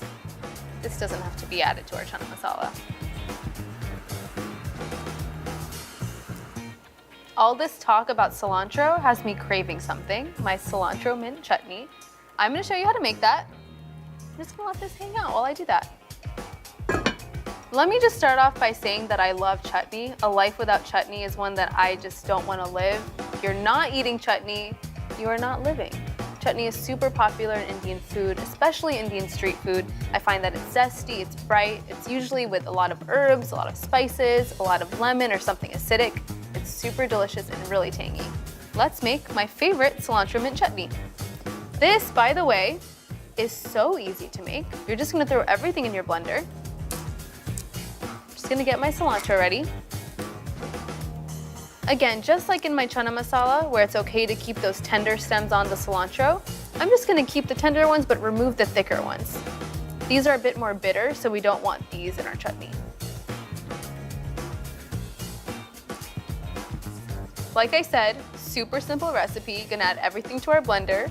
I don't know why these spatulas are in here. They wanted their 15 seconds of fame. Gonna remove them. I'm gonna add my cilantro straight into my blender. Like that. Mint is super floral, it's very bright. So I find that it complements the cilantro really well. And anything you add this in is just gonna really awaken the flavors. If the flavors were sleeping, this chutney is gonna awaken the flavors. I love some heat, I love some spice. So we're gonna be adding a full green chili here.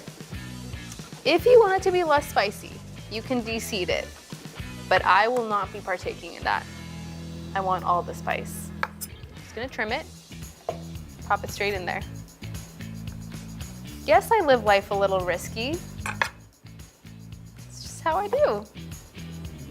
Just juicing a fresh lemon in. Nothing like some fresh lemon juice. It's gonna really brighten all of those flavors up. Add something a bit acidic, which we need with all of those zesty herbs. Now for my spices, I'm gonna add some salt and a little cumin. My precious box. Little cumin, and some salt.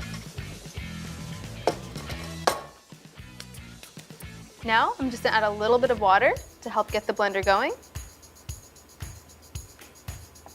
You can feel free to add more water as you blend, just if you need to get the blender moving a bit more.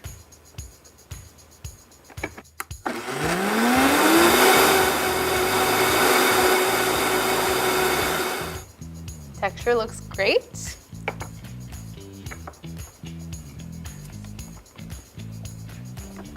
Oh, it smells so good too. That, as you can see, some nice texture. I wanted this to be a little thinner because I will be drizzling it on top of my chana masala stuffed sweet potatoes. I'm gonna set this aside, go check on my potatoes, and then I'm gonna get ready to plate.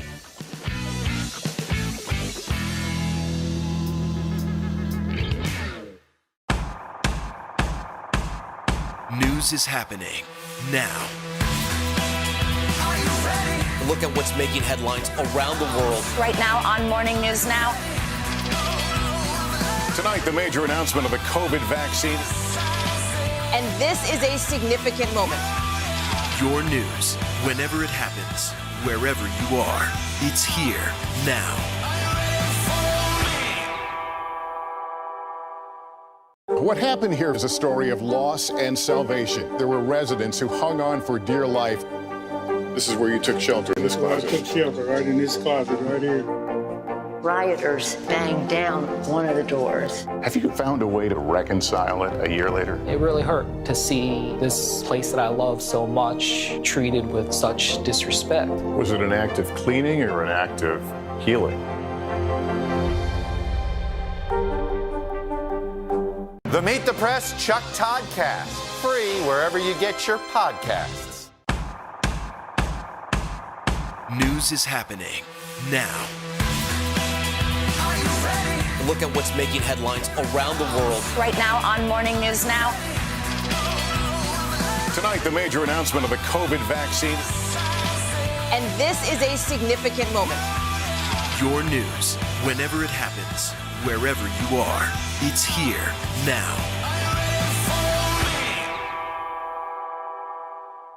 Listen to The Thing About Helen and Olga, new from Dateline, wherever you get your podcasts. These days, it feels like the news never stops. So let's get into it. What's happening right now, what it all means for you for an hour every day. It can be hard to keep up, so let's get started together. Hallie Jackson Now, weekdays at 5 on NBC News Now. For breaking news in our changing world, download the NBC News app. I mean, it is literally oozing sweetness. Look at that caramelization. Okay, so I have to tell you something. Chana masala is typically served with roti, naan, or rice, but I wanted to get a little fun here, a little creative, so I'm gonna stuff my chana masala into my sweet potatoes. And I'll take a bath now. Thank you, thank you. Okay, I think we're ready to plate. I think I'm ready to eat. That I know for sure. I am gonna get this potato right here. That is the one that I want. This is the chosen one. Look at all of that sugar that's just caramelized around the edges.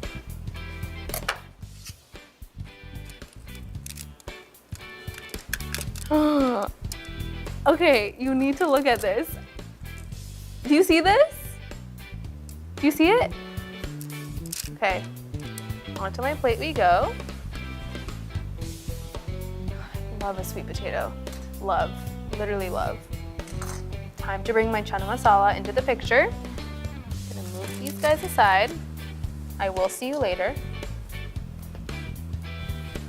Time for you. Does everyone talk to their food like I do? Maybe not. Okay. I'm gonna cut my sweet potato. Just create a little slit right here. Just a little home for that chana masala to sit in. Look at that steam. Perfect. Now it's time for my chana masala. That smells so good. Gonna get a little bit of everything, that thick gravy, the chickpeas, my sneaky spinach. Straight inside. It fits perfectly. Little home for my chana masala. Great. Okay. Now, did not forget about my cilantro chutney. This is gonna add some brightness, some freshness, and a little bit of spice. Now, just for a little bit of glam, we're gonna add some chopped, or I should say torn cilantro. A little on the plate, just to, you know, aesthetics. I can assure you that my mom has never done this before, so I have to show her a picture. I wanna see what she's gonna think. She will be proud of this chana masala though, because that looks pretty good. Mom, I hope you're proud. That looks so pretty. Aesthetically speaking, this looks amazing. Can I eat this now? I think yes, I can eat this now. I mean, this literally can do no wrong. It's hearty, it's satisfying, it's filling. It's very balanced. I think I really leveled up baked potatoes today. Perfect weeknight, dinner, even lunch. That caramelization on that sweet potato is just getting me. I just can't even handle it. Looks so good.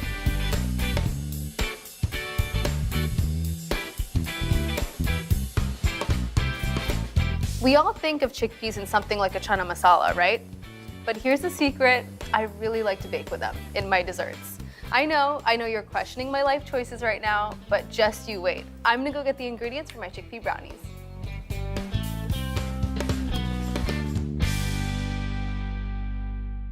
Listen to The Thing About Helen and Olga, new from Dateline, wherever you get your podcasts. To cover the news, you have to be in it. We'll take you to the front lines of the story, bringing your news feed to life. Streaming live every night. It's your news playlist. Top Story with Tom Llamas, weeknights at 7 on NBC News Now. Listen to The Thing About Helen and Olga, new from Dateline, wherever you get your podcasts. Top Story with Tom Llamas, weeknights at 7 on NBC News Now. The Sunday Sit Down with Willie Geist podcast. It's the conversations you want to have with the people you'd love to meet. Get your money's worth. Unedited, unfiltered. See ya! Sit down with Willie and listen wherever you get your podcasts. What happened here is a story of loss and salvation. There were residents who hung on for dear life. This is where you took shelter, in this I closet. took shelter right in this closet right here. Rioters banged down one of the doors. Have you found a way to reconcile it a year later? It really hurt to see this place that I love so much treated with such disrespect. Was it an act of cleaning or an act of healing? I believe every dream, journey, and triumph. And it all starts here. United States wins gold! Feel the magic every day. The excitement is in the air. At the Winter Olympics, today is where the games begin. These chickpea brownies are one of the most popular recipes on my blog. And because I know you're wondering, I know you're asking the question, can you taste the chickpeas? All I have to say to you is no. All they do is simply create an irresistible fudgy texture. And with chocolate involved, everyone wins. So let's get to it. First thing I'm gonna add in here is some almond butter. I like this because it's kind of rich, it's nutty, it adds a lot to these brownies.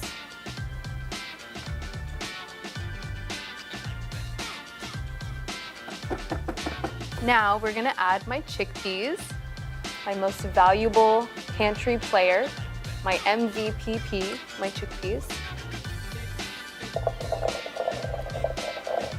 Make sure before you add these chickpeas into your blender, you rinse them super, super well. And just remember, the chickpeas don't add any flavor to these brownies. All they do is help to create a really nice fudgy texture and make it really satiating when you eat it. Now I'm gonna go for some vanilla extract. Delish. To sweeten these chickpea brownies up, I'm gonna use some coconut sugar. Beautiful. Now for my flour in these brownies, I'm not actually using a bunch of it at all. I'm gonna use some almond flour. It's kind of dense, it's delicious. It's also gonna help create a nice and fudgy brownie. What I like about almond flour is that it's just almonds, right? So that creates some really good texture and also a really nice nutty finish. Okay, we've gotta have a little bit of cocoa powder. I'm using unsweetened cocoa powder here. This is really important. We don't want anything added to our cocoa powder. We want it to be pure. And we're already adding sugar to our brownie, so no need to buy a sweetened cocoa powder. To help everything blend, I'm gonna add some almond milk now and a little bit later too.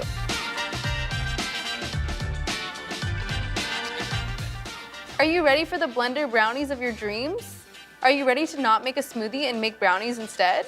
Same. Okay, here we go.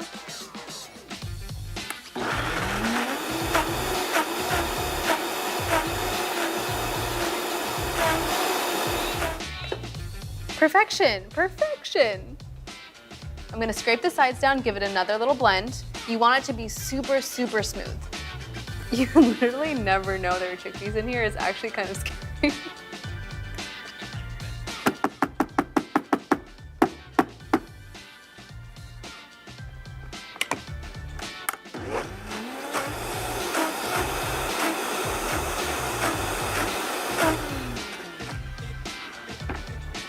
Okay, you gotta look at this texture. You gotta look at this texture. Come on now, that's just not fair. Super velvety, really smooth.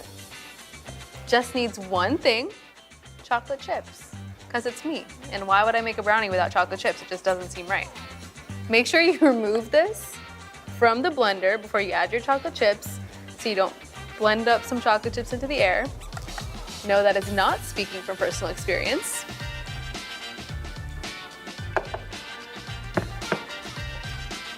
I'm gonna fold in my chocolate chips. I do not measure this with anything but my heart and my soul. Now it's time to transfer it into my pan. I gotta get a shot of this. The texture is luscious. I know, there's chickpeas in here. Isn't that crazy? You really could fool a lot of people. I'm not saying do that. I'm not saying trick people, but like, I'm just saying you could. Have you ever wondered what the difference is between a chickpea and a garbanzo bean? Well, I have news for you. There is no difference. They're the same thing. Garbanzo is just the Spanish term for a chickpea. This just looks nice, honestly, plus a little extra chocolate never hurt anyone.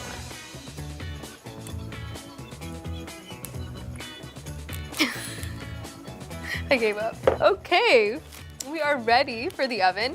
Going in 350 degrees for 35 to 40 minutes, and I'm so excited for their journey.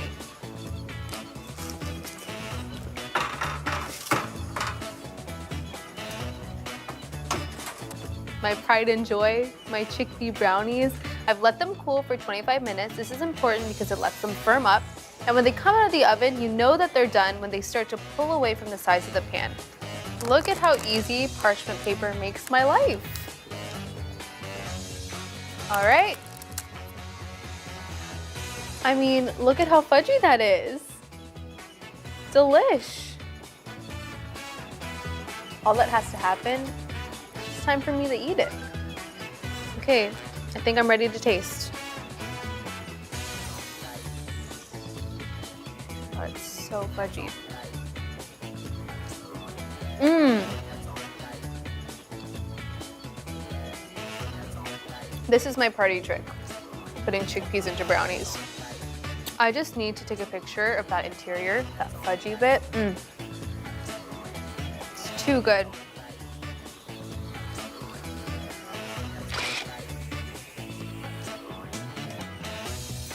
It is crazy how you can't taste the chickpeas. They just add to that really nice fudgy texture. We've got some rich chocolate, so they taste super decadent, but they're also super satiating. And so fudgy, melt in your mouth. The extra chocolate chips, nobody's mad about that. I'm not mad about it. I hope this inspired you to use chickpeas in new and fun, unique ways, even baking them into brownies. Now you know why they're so versatile, and also why they're the legume love of my life.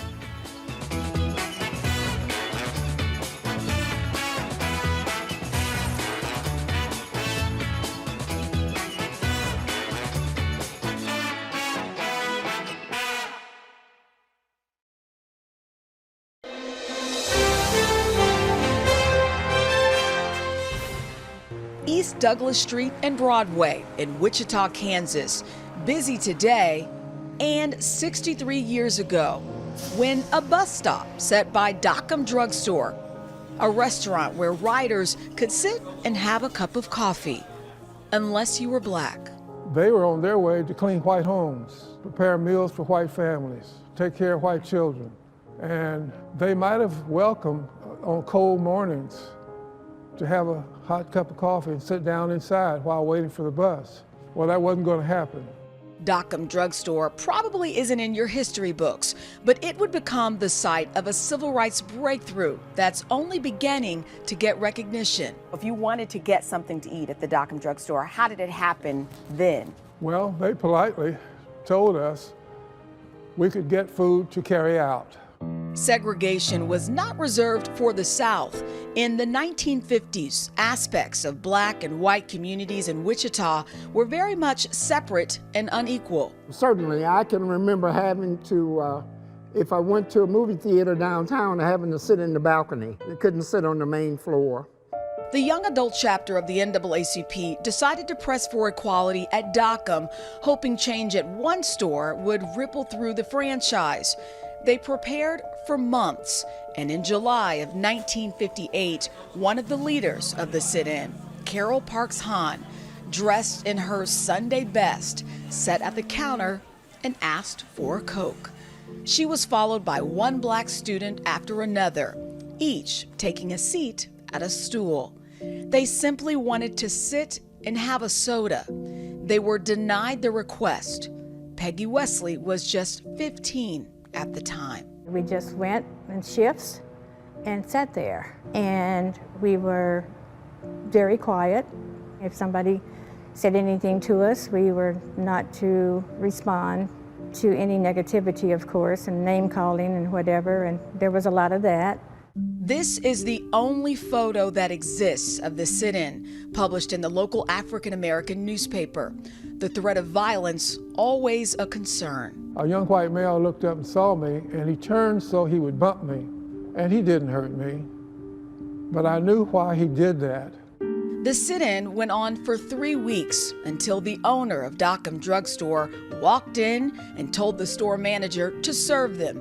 He was losing too much business. We were just elated when we finally could sit down and have a soda with our friends at the counter. The Rexall drugstore chain joined its Dockham franchise in abolishing discriminatory practices at their stores nationwide, making the Dockham drugstore sit-in the first successful student-led sit-in of the civil rights era, according to the NAACP. The famous lunch counter sit-ins in Greensboro, North Carolina, began a year and a half later in 1960. What did you think when the word started to reach you that this was starting to happen in other cities? That there is such a thing as positive contagion.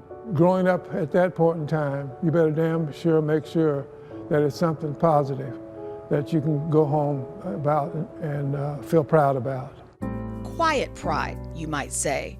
The story of their sit-in barely known within many in the black community in Wichita. And I grew up with so many of you, and there were a lot of us who had no idea that the man who was sitting right next to me in church had gone through all of those things. Right. How is it that folks weren't talking about this? I didn't know this. It was another event in our lives that was over, and it didn't appear to be a big thing then. Most of our parents who were not involved in the NAACP didn't know that we were doing that. Did your father know what you were doing? No, he didn't. I never did disclose to him. We really didn't talk about it, and in fact, my daughters didn't even know I had not spoken about it to them.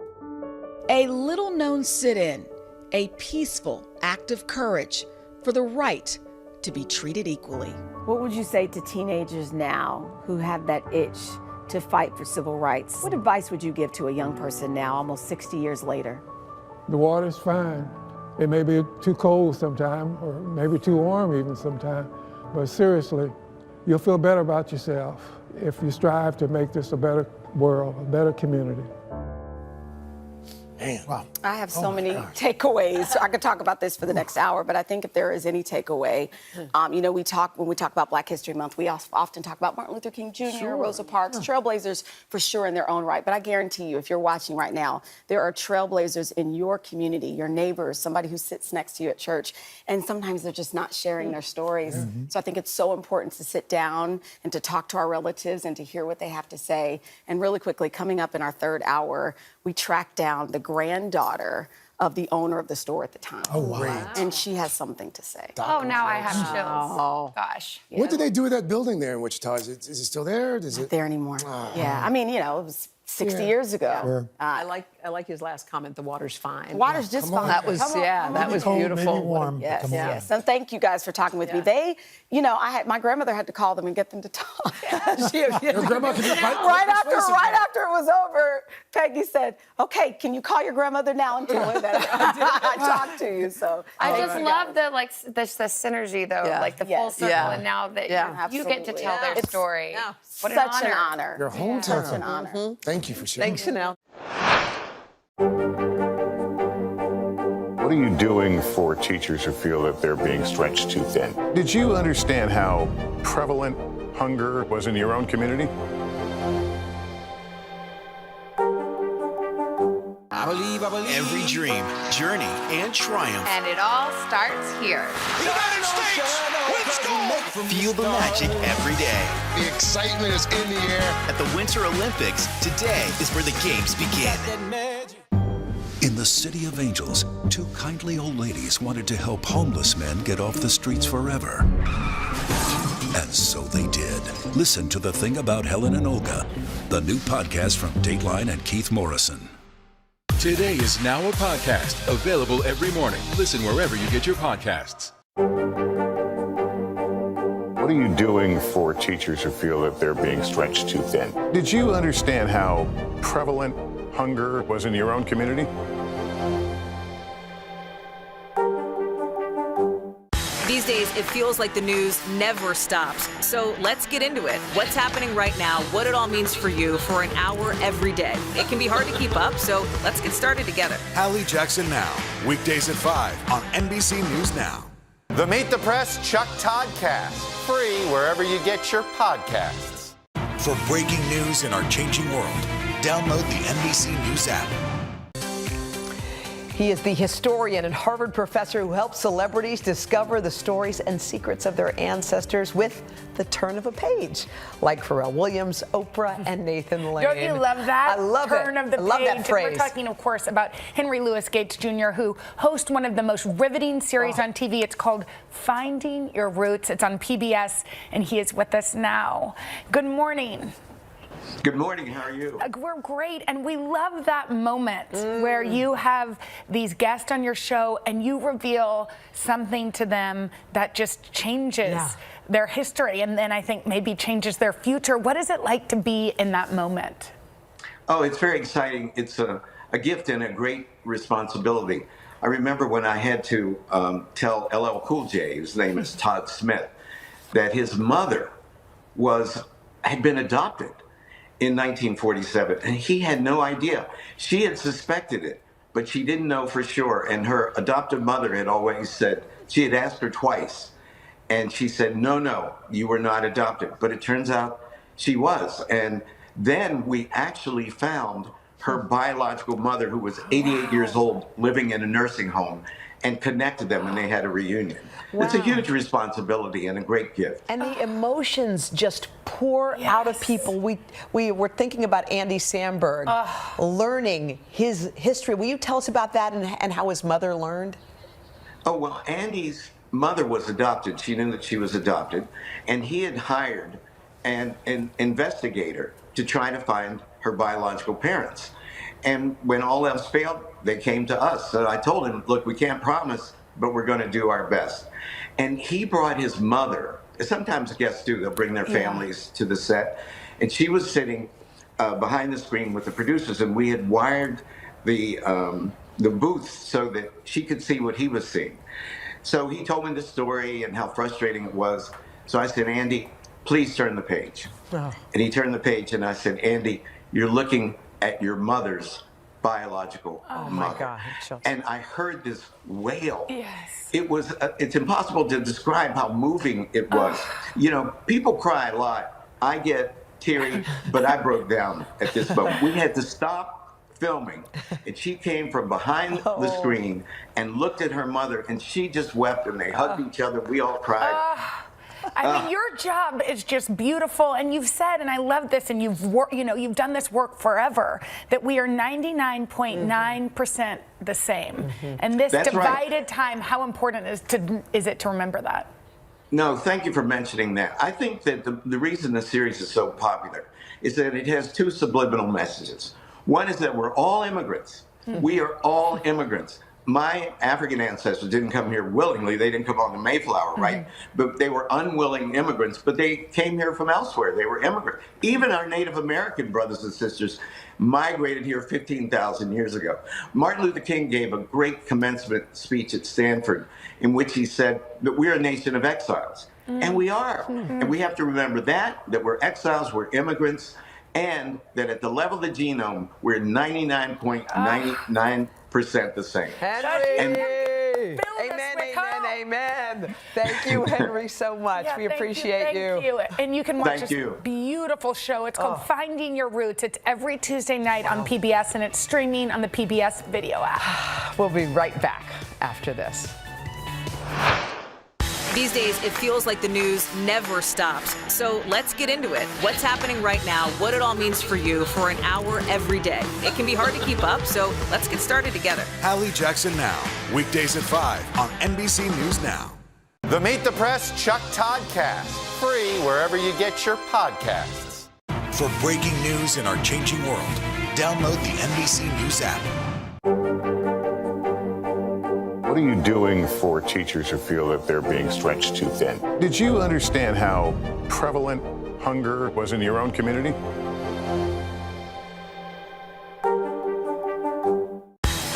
These days, the news never stops. The morning's headlines change by afternoon, and by the end of the day, it's all totally different. So let's get into it. What's happening right now, what it all means for you for an hour every day. I get it. I know that it can be hard to keep up. So let's get started together and go from there. Hey, I'm Hallie Jackson, and we have a ton going on tonight. Here's the deal. Hallie Jackson Now, weekdays at 5 on NBC News Now. What happened here is a story of loss and salvation. There were residents who hung on for dear life. This is where you took shelter, in this closet. I took shelter right in this closet right here. Rioters banged down one of the doors. Have you found a way to reconcile it a year later? It really hurt to see this place that I love so much treated with such disrespect. Was it an act of cleaning or an act of healing? Listen to The Thing About Helen and Olga, new from Dateline, wherever you get your podcasts. We're here to start conversations about the big things happening in our world, because it's not my job to tell you what to think. My job is to think about what you tell me. Now Tonight with Joshua Johnson, streaming weeknights at 8 on NBC News Now. You can be an A, you can be an architect, get a building to kiss the sky. You can be a B, you can be a biochemist, make medicine, save lives. Meet 6-year-old Sam White. His ABC rap, with more than 2 million views, teaches kids about future career possibilities. I remember firefighter, I remember architect, and I remember nurse. I remember it because I have a really sharp memory. He's inspired thousands and even caught the attention of a former First Lady. She posted it online, and then Mommy showed it to me, and so I felt really good. But Sam isn't the only amazing kid that's caught the eye of someone in the White House. You inspire me. My name is Kavanaugh Bell, and I'm 8 years old. I was dealing with a hard time from some bullies, and just gave a darkness inside me, but I didn't want other kids to feel the same way that I felt. So I made it my mission to make sure that other kids really don't have to feel what I've gone through. Kavanaugh embarked on a journey to end bullying, but also wanted to spread love and positivity to all. He used his own savings and donations from a GoFundMe to create care packages for the elderly and eventually open his own community food pantry. It just made me feel beautiful inside that I was actually able to help people in the first place, and to actually have a bunch of donations to start my own community pantry that help thousands of people. Another young entrepreneur is using her lemonade business to help save the planet. My name is Michaela Ulmer, and I'm 16 years old. At 4 years old, she entered her lemonade recipe in a kids' entrepreneurship competition and was inspired to launch her own business. Since then, she's landed a deal on the show Shark Tank and become the proud owner of Me and the Bees Lemonade. I have a book called Be Fearless, and another part of that title is called Dream Like a Kid. We're really good at dreaming of the possibilities rather than the problems. Like, I came up with a quote when I was going through challenges at Me and the Bees, which is, don't be discouraged by life's little stings, but get back up and spread your wings. I'm quite honored that I have so much support and so many people who are excited to see Black girls thrive. But it's also like I want to make sure that I'm representing like our sisters well. There's pressure on me to make sure that I'm doing well and setting a good role model. I want all kids to know that they can have an impact no matter their age, and don't let anybody tell you that you can't do something. I want all kids to know they can be anything they want to be. What I want all kids to know is that you're never too young to make an impact, so get started now.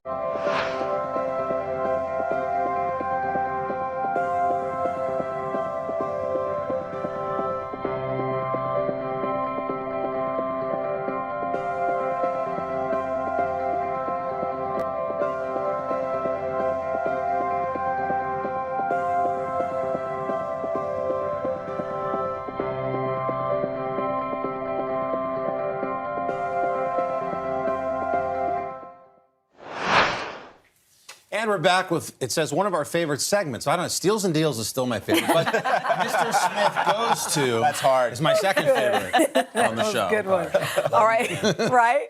So this morning, this is going to be good. Harry is taking us to Tacoma, Washington, to introduce us to a family on a mission, and a mission to educate as many people as possible about these untold stories of some African Americans. So... we're in Tulsa earlier this summer, reporting on the race massacre of 100 years ago. We're in a little community center there, and off in a little corner is just this tiny room with a couple of pieces in it, right? And kind of looking in, and here comes Bernard Kinsey. And he's just this bigger-than-life person, says, let me show you what we got here, right? And he says, but this is a tiny little sample. The real thing, if you want to see it, come to Tacoma later this summer. So we did. Wow. Tacoma, Washington has a beautiful art museum. The couple in this picture, it's their name on the giant sign outside. To whom much is given, much is required, in a life with no regrets, and that's what we try to live every day. Bernard and Shirley Kinsey are here to share their life's passion, a breathtaking collection of art and historic memorabilia. People always want to know, where do you find these things? And I had to stop and think yesterday. I said, well, you know, I don't even remember how we found it. It literally found us. What you will find inside is beautiful, evocative, rich, and revelatory. Like this signature painting by Ava Casey, a woman unshackled. On her dress, tiny inscriptions of African-American inventions. Airplane safety device, blood plasma preserve, seed planters, corn harvesters, phone transmitters, shoemaker cabinet, just everything on here. Right. And then you see those, her bracelets are like shackles. Yeah. And now. Yeah, and look at the story. We did not come to America because it was a better place. Yeah. We came and made it a better place. In the mural that is America's story, there are crucial sections that are blank. Between the broad brushstrokes, what's missing are details. Details that make it richer, more defined, more truthful, like the service of black soldiers in World War I. We had 400,000 black men go off to Europe, but they could only dig ditches and bury the dead. The French government asked General Pershing to allow the black troops to fight in French uniform and French guns, French tanks, and the 369th Harlem Hellfighters out of Harlem took on the task. And they fought for 192 days and was the first regiment to reach the Rhine River. Black history, says Bernard, is American history. 41st and 42nd Congress, 1870, black senator and congressman in the South, elected because black people could vote. In other words, in 1867, we voted. If you vote, you get this, okay? That's just that simple. History and art that's transparent, transformative. And this particular piece reminds me of home. I grew up on a little dirt road, in a 2-bedroom house with tin roof. The piece by artist Huey Lee Smith. So when I saw this, a number of years ago now, I looked at that and I said, you know, that's me. That's me jumping rope on the foundation of the house I grew up in. Didn't know where I was going, but I was going somewhere. Somewhere was historically black Florida A&M University, where she met Bernard.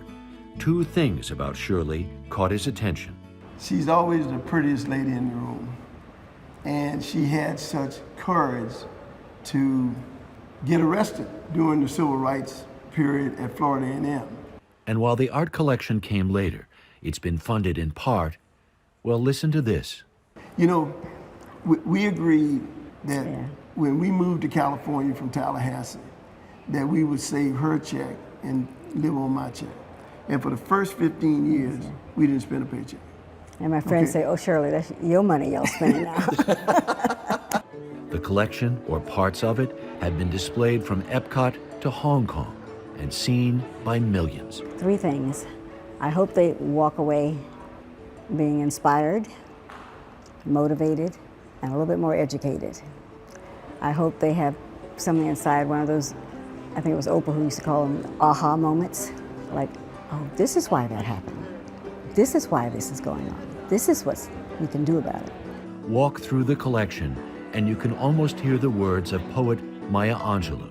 You may write me down in history with your bitter, twisted lies.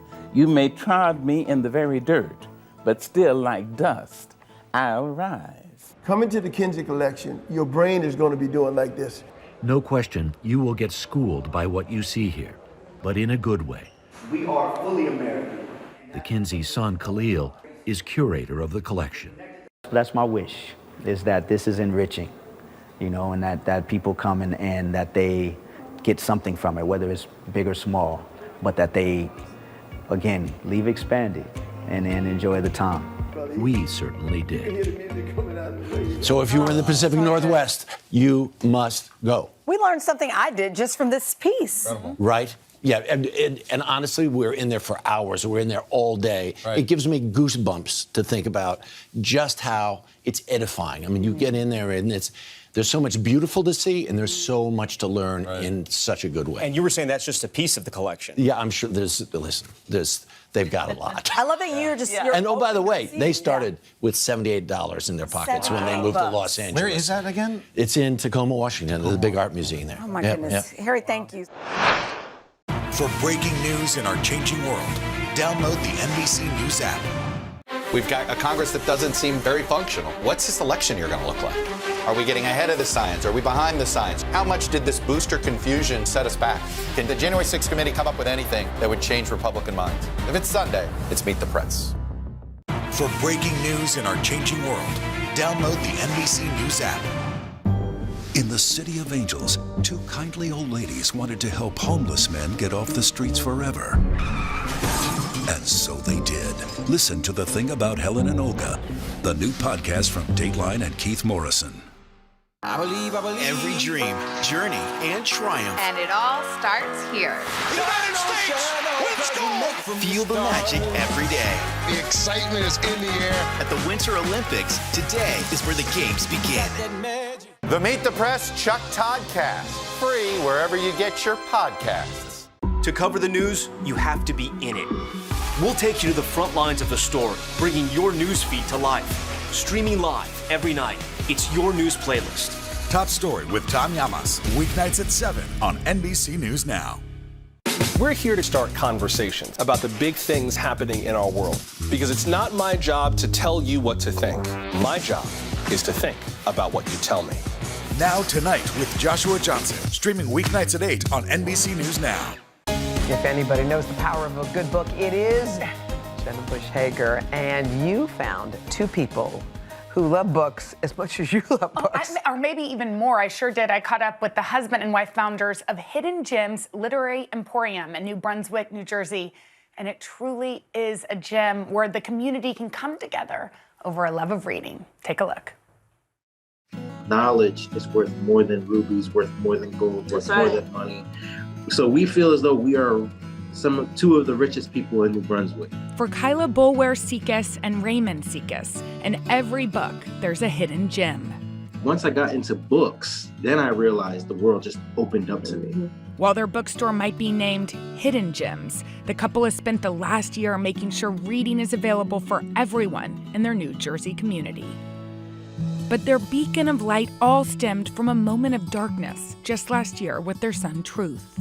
We were taking Truth to a bookstore. People are staring at us and, whispering. When you leave, the cashier is calling someone like, okay, they left now. So now we're in the car and we're frustrated and sad. I just prayed. I said, put us into a position where we can have our own bookstore, where everyone can feel comfortable. Within weeks, that prayer was answered. A local art studio offered them space for their bookstore, and the couple got to work. The response was just literally so amazing. Hundreds and hundreds and hundreds of people sending us books. The line was out the door and around the block. They couldn't believe that the book was free. In the short time Hidden Gems Literary Emporium has been open, countless people have been touched by their service, like the independent authors around the world given a chance on Kyla and Raymond's shelves. All the authors that are out there, how they're giving them a platform to get their names out there. No one else is doing that. What might look just like a bookstore is so much more, from giving away thousands of free books to hosting events and classes for all ages to rallying their community to help neighbors in need. Even giving a free piano to a 12-year-old musician. Our piano teacher told us that her piano wasn't working anymore. And I was thinking, when are we going to be able to afford a piano? When Kayla came into our lives, she changed it. I saw the piano rolling up into the house and I just couldn't believe my eyes.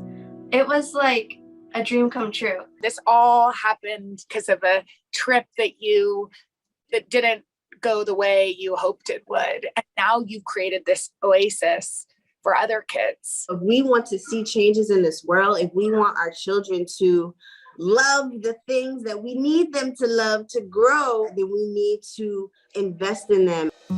And on a day commemorating the importance of service, a reminder that the work of few can impact an entire community. I see Kyla Ray and Hidden Gems furthering the legacy of what Martin Luther King Jr. actually wanted. They are taking, up that torch.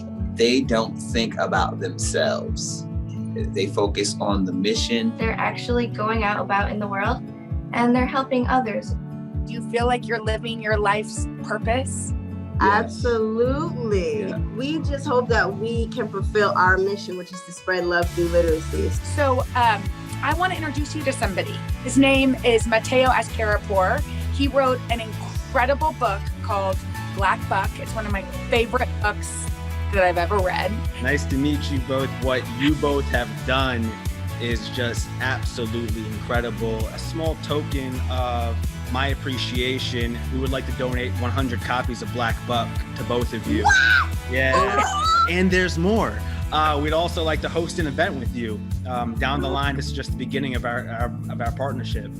That's awesome. Thank you, man. I can't wait to meet with you both and just be in community with you, to drop by Hidden Gems myself. Thank you. Thank you for what you do.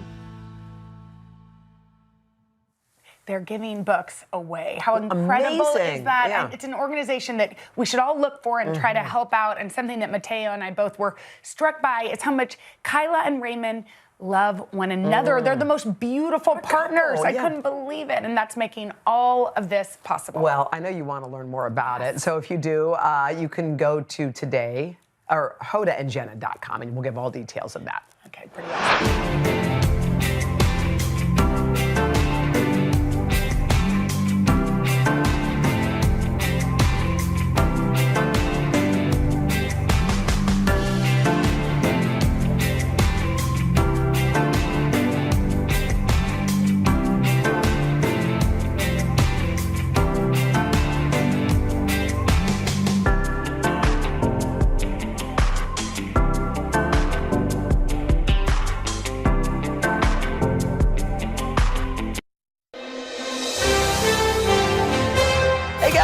Welcome to the Hoda Show.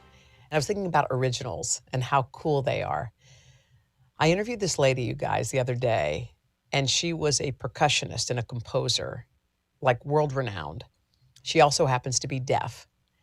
And when she was young, she had like hearing aids when she was 12, and they were distorting the music. So she took the hearing aids out. And because her doctor said, maybe you should take those out. You might, it might be better for you. And her music teacher told her to put her hands on the side of like the wall or the drum when she was playing the drums and feel the vibrations so she could feel the music. She is a composer and has composed tons of music. And every single piece of music she's come up with has come from inside her. You know how people get inspiration from this one and this one and this one, and then they put it together and say, this is me. But it's really a combination of everybody. And that's cool. But it so turned me on to know that everything this woman has ever created came from inside. It's like, imagine if you're just sitting in a dark room and people say, be creative. Everything you come up with cannot come from inspiration from outside. It has to come from inside. And it reminded me also a little bit about Dolly Parton, because I remember her saying when she was young and she was growing up in, I think it was East Tennessee, and she said that the only musical influences to her were her family, because they would just sing. They just sang together. And it wasn't like they heard somebody on the radio or they heard this one or this one told. So nobody told young Dolly Parton when she was younger, sing more like that person because they're selling a lot. Sing, you know what? If you were a little more like that, she's top of the charts. Oh boy, if you did this, I bet you would be X. Look at her success. So instead, Dolly just learned from inside. And so when she went to become a singing star, she was herself. She sang like herself. And she was a unique, and she is an individual. She's unique and she's an original. And isn't that cool? Like the coolest people aren't trying to morph into somebody else. I'm all for inspiration. I believe that it's important because that's how, life goes. But for the people who just find it from deep inside, isn't it a wow? Like, wow. That's what I keep thinking, like, wow, that is the coolest thing, to have it come from like deep in your heart and deep in your soul. And that's you, with nobody telling you to, like, if you've ever been in almost any industry, cut your hair like this, or sound more like that, or be more like her. Look how good she's doing. Look how well she is doing. Or in a relationship, you kind of, turn yourself into a pretzel to fit in. Be more like that so it works here. All these things, and it's like all you really want to do is be you, right? That's the way you were created, to be you, an original, and not an imitation of that one and this one and that one. Someone said, like, what a waste it is not to be you. All these beautiful God-given things are suddenly, you're not using them. You're trying to contort them into somebody else. So for Dolly Parton, and to that beautiful percussionist and composer who is amazing, who really moved me to my soul. Thank you. I love when I get introduced to people like that. There are lots of originals out there. I feel like Kristen Bell's an original. Yay. Hi, Kristen. How are you? We were just talking about people who are originals, who don't, I feel like you live your life. You do you. And tell me if I'm wrong or right. I was just talking about how when I sit with Dolly Parton and I heard her tell the story about how she learned to sing. And she learned in the hills of Tennessee and just sang the way she sang. Nobody said, sing more like that. If you sang like that, you'd sell records. She just didn't know. And when she went to Nashville and sang, she was an original. That's Dolly. No one, and she wasn't conforming to be like anybody. And I feel like every time I've interviewed you, I feel like you just go to the beat of your own drum. Am I right? I take that as a very high compliment. I mean, I think that it's too fatiguing to do anything else. Yeah, that's good. You know, you can get such a comparison hangover when you're trying to emulate someone else. And not only that, but you'll never be able to emulate someone else to perfection, and B, you're going to lose what makes you unique. Mm-hmm. Like, everyone has their own uniqueness. I think for a while I probably did. I wanted to be in the cool indie and, you know, all these other things that girls in sort of my category and my business and industry were doing.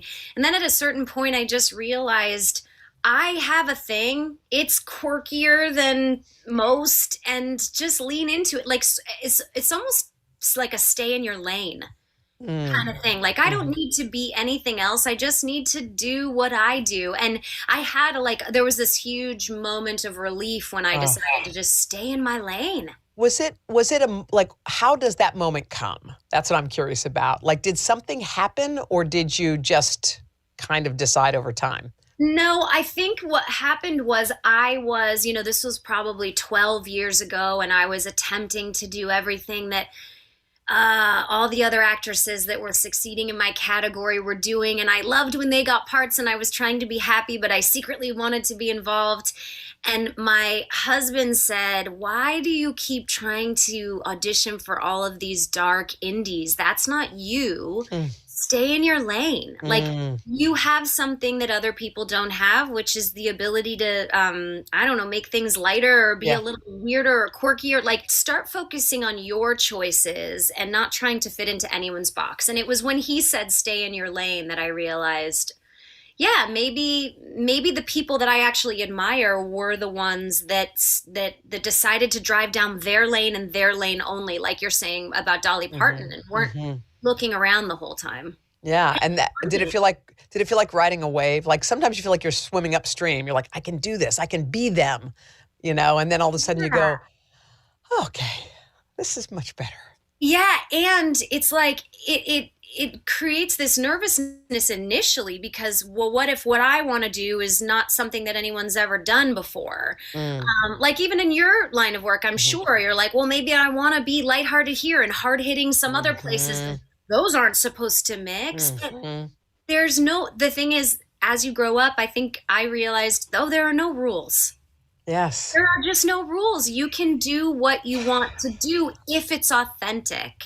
And it's a huge weight off my shoulders not to try to fit into the category of someone else, and to just instinctually sign on to projects when I want to. And then somehow I've created a thing that is my lane. Our week-long journey across America, from Washington, D.C., outside of our nation's capital, you rarely see. It's your last one. Was talking smack part of this? For breaking news in our changing world, download the NBC News app. Top Story with Tom Llamas, weeknights at 7 on NBC News Now. For breaking news in our changing world, download the NBC News app. What happened here is a story of loss and salvation. There were residents who hung on for dear life. This is where you took shelter, in this closet? I took shelter right in this closet right here. Rioters banged down one of the doors. Have you found a way to reconcile it a year later? It really hurt to see this place that I love so much treated with such disrespect. Was it an act of cleaning or an act of healing?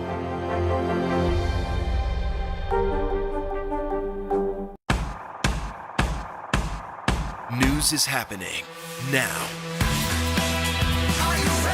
Look at what's making headlines around the world. Right now on Morning News Now. Tonight, the major announcement of the COVID vaccine. And this is a significant moment. Your news, whenever it happens, wherever you are, it's here now.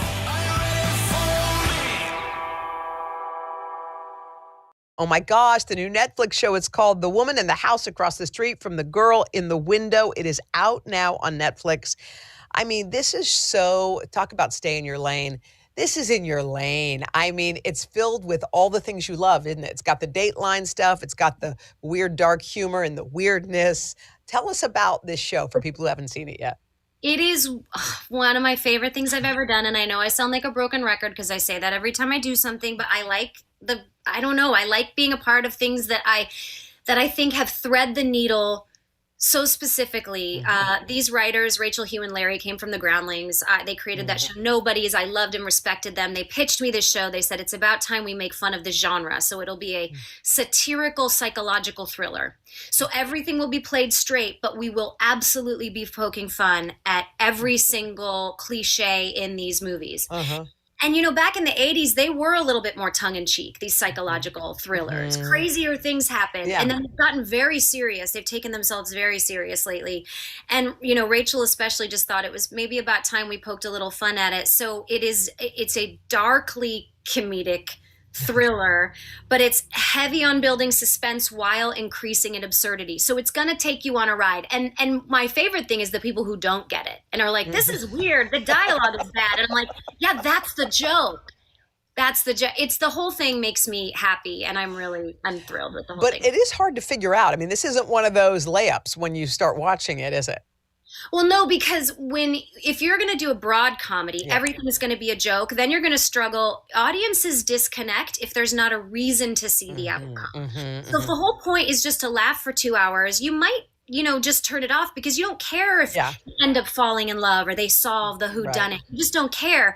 So we had to make sure that both were very, very important. So the whodunit is definitely in the driver's seat, but around every corner we are poking fun at how much wine she's drinking. She has the obligatory line of, I know what I saw. And, you know, like these characters in these psychological thrillers, particularly the ones written by women for women, the women have this like secret ego. Like my character's very self-absorbed and she keeps talking about how she was a beautiful she used to be the greatest artist, and then we show her paintings and they're so entirely average. And like that's the joke. She's talking so much about how will she ever paint again, will she ever give the world her talents again, and they're just like what you'd see in a Marriott or something, you know.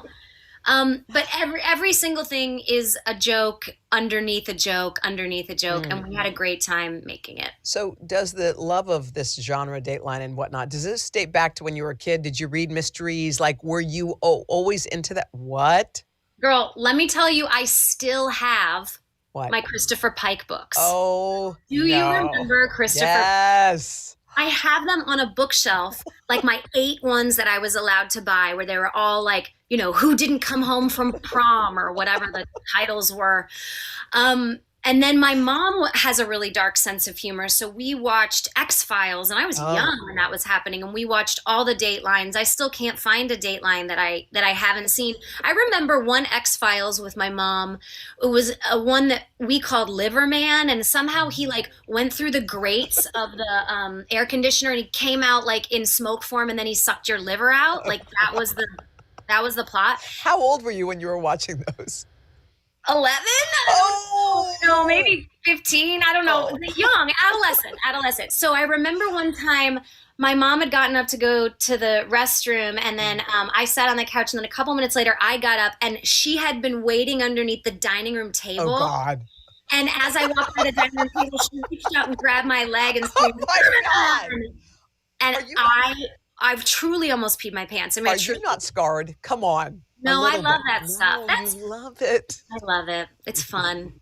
I like laughing at myself and at things, and especially when I get scared. I also like scary stuff. I like horror movies. I like suspense. I like all of it. Your mom sounds really cool, and you sound like a really cool mom. Don't forget, guys, check out Kristen Bell's Netflix show. It's called The Woman in the House Across the Street from the Girl in the Window. The title says it all. Title says it all. Kristen, thank you so much. We really appreciate you. Thanks for all the. I took a lot of notes, so I learned stuff too. Thank you. Coming up after the break, we got Valerie Bertinelli. Stick around, guys. We'll be back on the Hoda Show. What happened here is a story of loss and salvation. There were residents who hung on for dear life. This is where you took shelter, in this closet. I took shelter right in this closet right here. Rioters banged down one of the doors. Have you found a way to reconcile it a year later? It really hurt to see this place that I love so much treated with such disrespect. Was it an act of cleaning or an act of healing?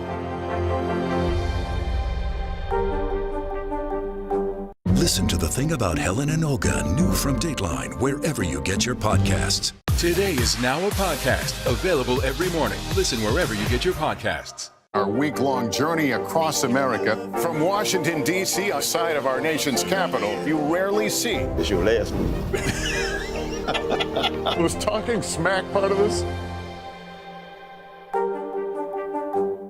Top Story with Tom Llamas, weeknights at 7 on NBC News Now. What are you doing for teachers who feel that they're being stretched too thin? Did you understand how prevalent hunger was in your own community?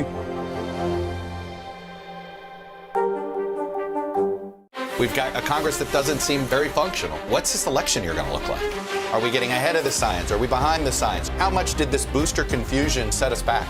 Can the January 6th committee come up with anything that would change Republican minds? If it's Sunday, it's Meet the Press.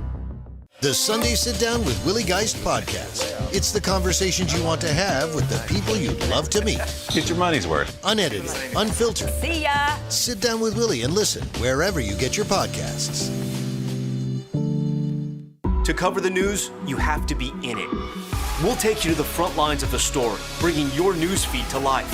Streaming live every night. It's your news playlist. Top Story with Tom Llamas, weeknights at 7 on NBC News Now. What a delight Kristen Bell is, isn't she? I mean, a true original. I loved the advice that her husband, Dax Shepard, gave her. And she was always trying to fit into another person's shoes in her professional career. You know, she said that she liked the indie, dark she always kind of admired those actresses. So she was always trying to take those roles when really what came naturally to her is being kind of quirky and funny. And sometimes you shy away from that. Like you want the opposite of that. You know, I knew a great funny writer who all he wanted to do was write serious stuff because he felt like that was the itch he couldn't scratch. But in reality, funny was that was his lane. And sometimes I think because if your lane comes too easy, you feel like it's not really yours. Like I do that without thinking. That can't be what I'm supposed to be doing. But maybe that's the answer. Like that actually is what you're supposed to be doing. The thing that you're meant to be doing, the thing that comes easy, the thing that feels like breathing, the thing that feels like my heart can rest, I'm home, like that feeling. And I think once you find that, you're probably on the right road, like where you're supposed to be. Okay, ladies and gentlemen, there are many people who I get the opportunity to interview, and only a couple who I'm madly in love with, and one of them is Valerie Bertinelli. She is in her wine cellar, which is a perfect place, because why not? Valerie's got a beautiful new book out. It's become a #1 New York Times bestseller. Of course it has, because she's somebody who everyone has been able to connect with in some way. And Valerie has a piece of all of us in her. So I think when we look at her, we see ourselves and we feel like, yeah, okay. She's got this, I've got this. It's called Enough Already, Learning to Love the Way That I Am Today. Valerie, a #1 New York Times bestseller. I don't know if that ever gets old. Does it? Like, what was it like? Oh, heck no. Oh, my God. I was blown away when I heard. It gives me so much joy because I feel like it's really going to connect with more people, which is what I really want from this book. I want people to see themselves in it. I want them to express for themselves that I am enough already, and enough already with the negative self-talk. I think it's so important to put ourselves on a better path. I mean, it's so easy to look at the negative. It's so easy. Mm-hmm. But it's a little more challenging to just like focus in on the positive when things can feel overwhelming. So what do you do? Because I am enough, saying that you're enough, like that is a huge statement. And everybody has the little dark side right here on their shoulder that says, no, you're not. No, you're not. You know who you are, and I know who you are. And you can actually almost hear it. It's like, oh yeah. How do you take that part of you, because it's a part of all of us, and like cast it aside and remember that you are enough? Because they're a liar. That little voice is a liar. And we're lied to a lot in our life. And it starts at a very young age for a lot of us. I can only speak for myself in that I was told the lie that I am unlovable when I gain weight. And that is simply not true. How does your weight make you lovable or not? Well, it doesn't. And to believe that and have it so ingrained in my system and trying to pull that out, it is a challenge to say, I'm enough. But boy, is it powerful when you can really start to believe it. I don't believe it every day. Yeah. I am doing my best to believe it every day. But it gets easier. Maybe it's my age that it just gets easier. But I see so many people so much younger than me that they're really starting to get it, that I'm enough, that you can't treat me this badly because I don't treat myself this badly. And there's a level of what we're willing to put up with because we've been so not good to ourselves. So we're willing to put up with that from other people. Well, the better we treat ourselves, the better people will treat us. Anyone who has, people reading your book are learning about you, and they're also learning about loss and how you've been coping with loss, with the loss of your former husband, Eddie Van Halen. But when milestones happen after the fact, I was thinking about that because his birthday just passed. Like, how do you treat a day like that? I don't know why it was so hard this time than the first time that he wasn't here for me to text him or say happy birthday. I found myself being very aware of how I was going to express it. And the picture that I posted, I went back and forth about, like, should I do this? People are going to think, there was so many pictures I was going to post. And I started overthinking it and started thinking about what people would say. And I'm like, are you kidding me? Are we here again, Val? Really? Are you going to care what someone else says about how you're going to express how you feel about someone? So I just posted the picture and I said, I don't know. I want to say it gets easier. It sort of gets more complicated. I saw a lot of signs from him that day that I chose to believe that they were signs from him. And it put me at peace. My heart just was with Wolfie. And I waited till the very end of the day to call him because I know he was feeling overwhelmed with all of the stuff online. I think he probably stayed away from most of it. But yeah, he was okay. He mouthed off a little bit about a few things that bothered him. And I was glad to be that board to hear it for him. But I worry more about him and him not having a dad to enjoy in all of his success. Someone who was the most proud of him. If anybody could be prouder of Wolfie, it was Ed than me. Oh, wow. Wow. Yeah, I think that's funny also what you were touching on, like what to post and how to react to how people are reacting to you, and all of those things. And it's that line of like, am I going to worry about how I'm feeling or am I going to worry about what people think about how I'm feeling? It's such a tricky, weird thing to even consider, even as you're sitting at a keyboard, to just put a sentiment out there.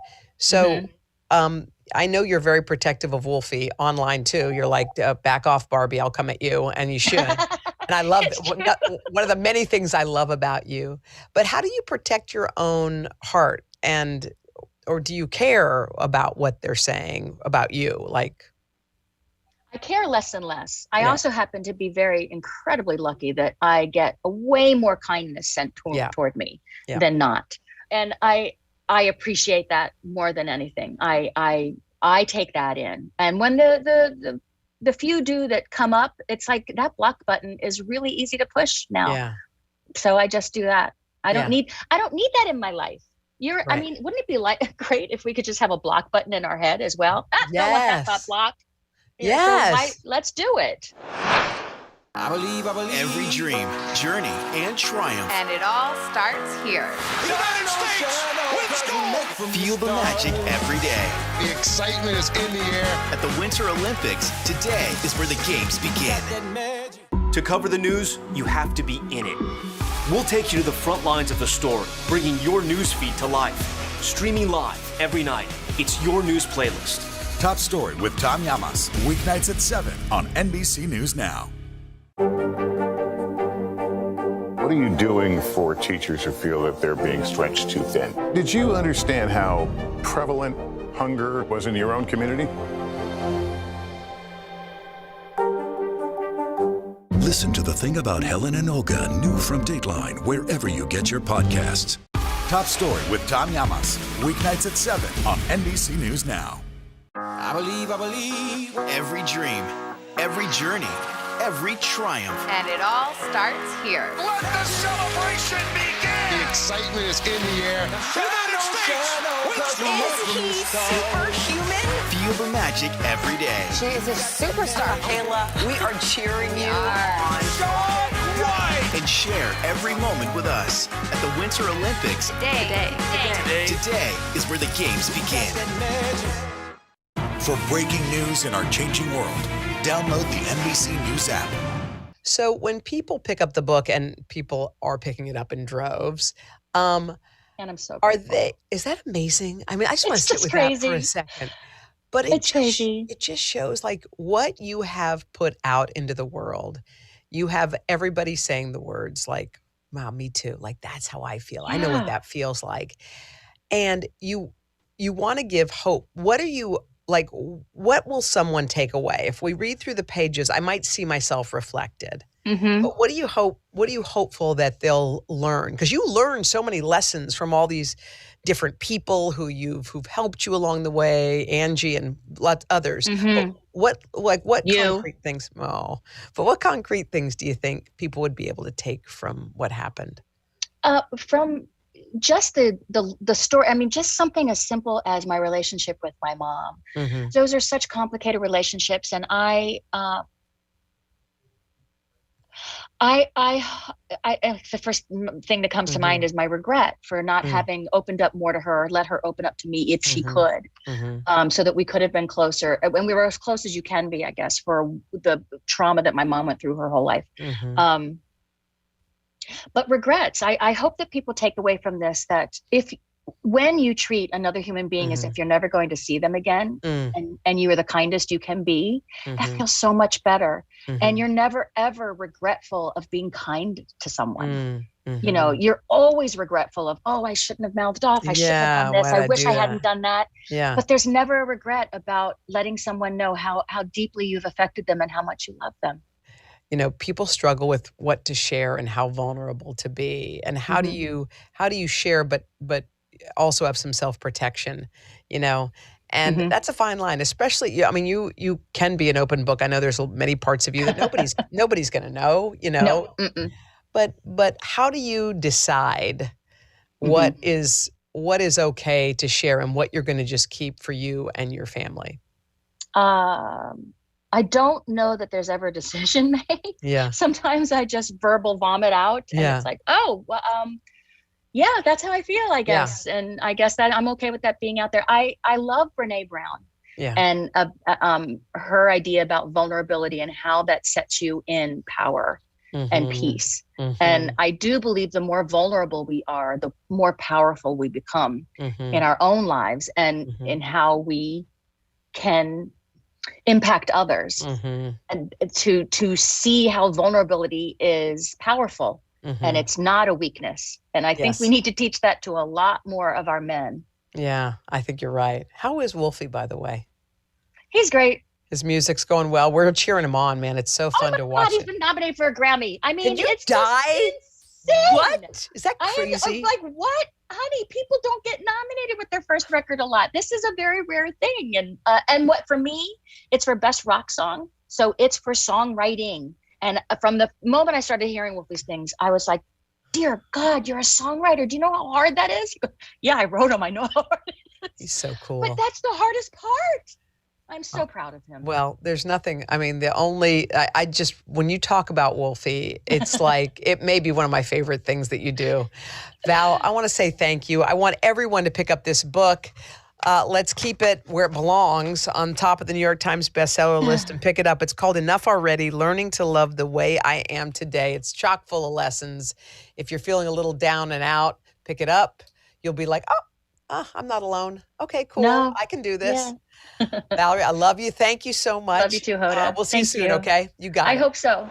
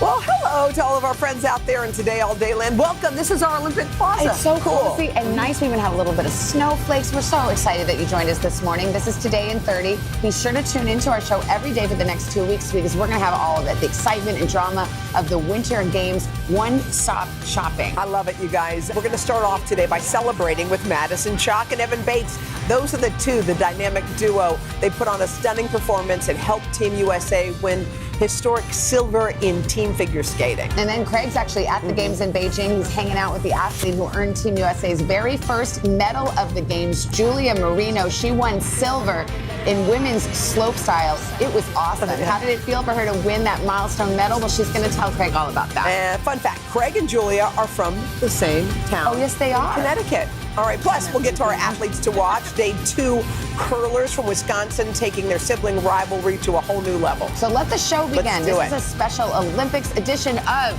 Today in 30. Craig has made his way to Beijing. He's covering it all for us. Hi, Craig. Good morning or good evening to you. Good morning, good evening, Savannah, Hoda. Good to see both of you. The Winter Olympics have officially kicked into high gear. And as you know, there is a complicated backdrop to these games here in China, including the threat of the pandemic, with COVID now reaching one American figure skater. But it was still a strong start for Team USA overall, with even some surprise early medals. Overnight, the first of what could be 5 events at these Beijing Games. A stunner on the slopes. Skiing superstar Mikaela Shiffrin out of the women's giant slalom. Down she goes! Attempting to defend her gold in the event, Shiffrin falling on her first run, leading to a shocking early exit. 5 gates into the course. That stings. Up next for the 26-year-old, the slalom, as she looks to bounce back and become the first U.S. alpine skier to win 3 career golds. Long 2 weeks to go, and I'm still looking forward to it. Later in the competition, first run just getting thrown. A scary scene. Head over heels to the finish. With her fellow competitors looking on in shock, American skier Nina O'Brien crashing during her second run in the giant slalom. Medical personnel rushing in to help.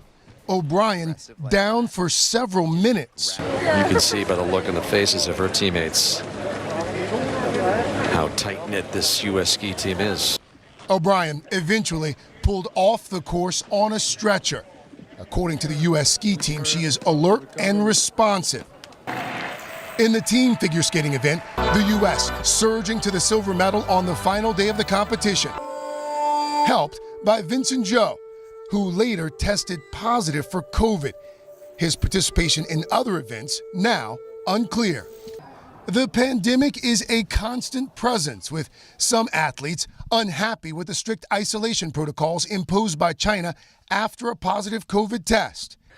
I'm supposed to stay here for another 7 days. Also worried about harsh cold and punishing conditions, including the wind that delayed those snowboard events.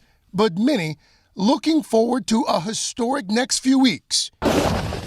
Meanwhile, the greatest snowboarder in halfpipe history preparing for one final go at gold. Well, it will be my last competition, which is pretty special too. 3-time Olympic gold medalist Shaun White says he's planning to retire after the Beijing Olympics. Face-off in Beijing. And on the ice, business as usual for the U.S. women's hockey team, routing Switzerland 8-0 as they set their sights on a second straight goal. Now Hillary Knight shoots and scores! The Americans finding their groove in group play. The puck doesn't go in unless you shoot it, and really proud of our squad for being able to put it on net. Next up, a gold medal rematch against arch-rival Canada to determine seeding for the quarterfinals. All eyes will definitely be on that hockey matchup tonight because so far Team USA has been dominant. Canada has also been just as dominant. We'll also be watching for Shaun White in the halfpipe this week, trying to become the first winter athlete to win 4 golds in the same individual event. And by the way, guys, officials say that when Nina O'Brien was waking up after that crash, her main concern was whether she slowed down the event. And she also wanted to know specifically how fast she was skiing when she crashed. Oh, that's a good sign. Yeah, that's Good a sign. competitor for you, Yeah. Craig. Thank you. We'll check back in. All right, let's focus now on figure skating and that historic silver medal for Team USA, led by an incredible performance from the ice dancers, Madison Chock and Evan Bates. We're going to speak to them in just a moment. But first, NBC's Ann Thompson joins us. Hey, Ann, good morning. Good morning, guys. Before Nathan Chen begins his quest for gold in the men's singles competition, he first helped the U.S. win that silver in the team competition with an absolutely flawless performance. But overnight, one of his teammates, Vincent Zhou, testing positive for COVID. Sadly, these games may be over for him. Tonight in Beijing, all eyes will be on American figure skating star Nathan Chen. Perfect. So solid, so secure. The 22-year-old competing in the men's short program, his first individual skate since his powerful performance in the team event that earned him the second highest short program score ever. That was absolutely brilliant skating. A complete turnaround from his devastating short programs in Pyeongchang 4 years ago. Wow, a major mistake there.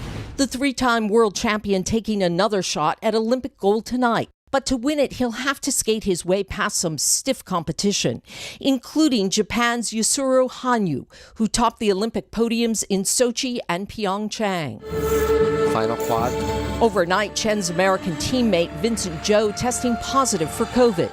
It's not clear yet if he'll be able to compete in the short program tonight. U.S. figure skating says he's undergoing additional testing to confirm his status. If the results are negative, Zhou will be able to compete. Huge triple Lutz. Karen Chen wrapping up Monday's event for Team USA, the 22-year-old's free skate performance helping secure the silver. Alexa Canaram and Brandon Frazier contributing to the American medal in the pair's free skate. And U.S. team's co-captains Madison Chock and Evan Bates finishing first in the free dance. The couple both on and off the ice sealing their stellar performance with a kiss.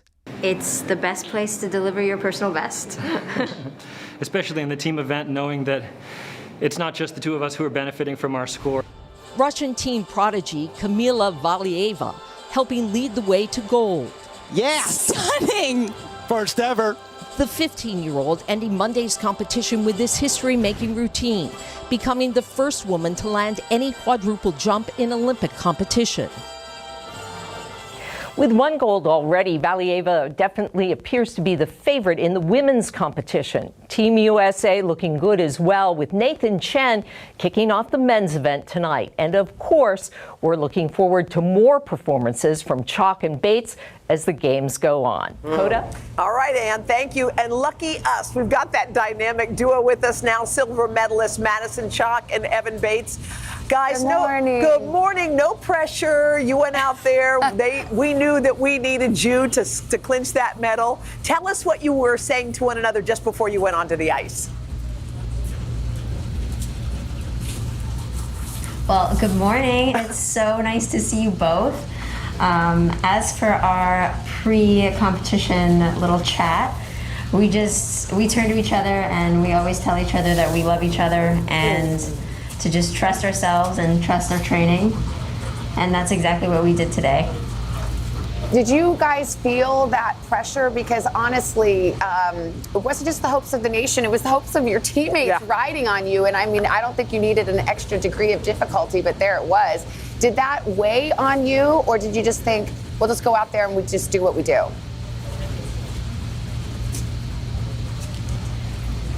There was a little bit of additional pressure, if I'm being honest, because this is the first time we've ever done the team event. And it's such an honor to get the chance to represent Team USA. But in the team event, we're literally all sharing the scores and going for a collective medal. So we did feel a little bit of pressure, but when we went out there, in addition to the chat that Maddie spoke about, we said, it's just the two of us, and let's do our thing. And we did it. Well, your thing is amazing. Savannah and I loved your choice of music, Billie Eilish and Daft Punk. I mean, who chose the music?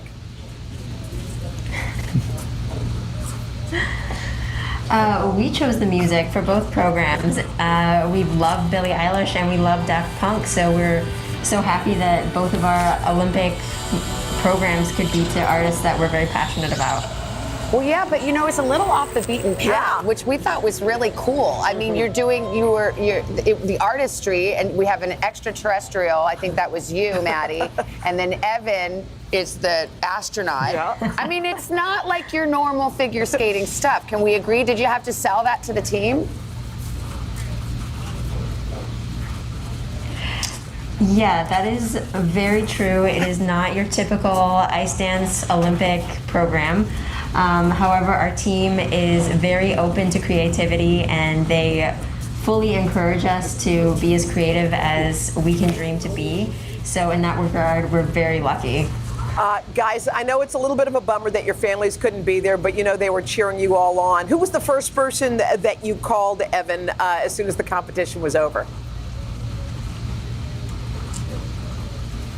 Well, I called my mom, and I didn't realize this, but they're actually all together with pretty much all of the families from Team USA. Oh. They're hosting a watch party in San Diego, so I called my mom, and I got way more than I bargained for because I ended up speaking to basically everybody's parents and just like flipping the phone around to be like, oh, this is your kid. Oh, this is your kid. Do you want to speak to your kid now? So it was amazing. I mean, I feel like that was my best contribution to the team, was connecting the families with the skaters after we were done. Oh, really cool. I love that. Madison and Evan, congratulations. Thank you. You made us all proud. Thanks, guys. And we'll be seeing you again soon. And a reminder, you can watch Nathan Chen back on the ice in action tonight during NBC's primetime coverage starting at 8 Eastern. And, of course, the whole thing is streaming on Peacock.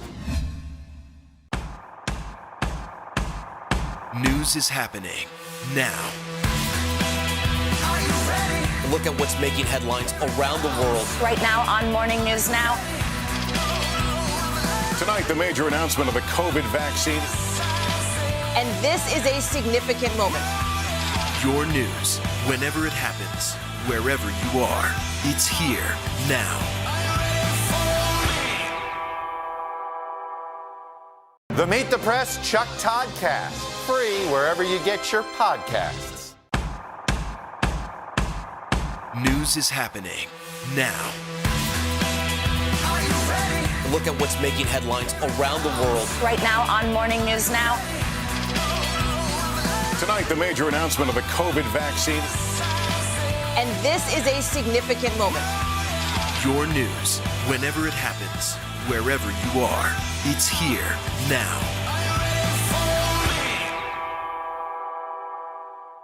Listen to The Thing About Helen and Olga, new from Dateline, wherever you get your podcasts. To cover the news, you have to be in it.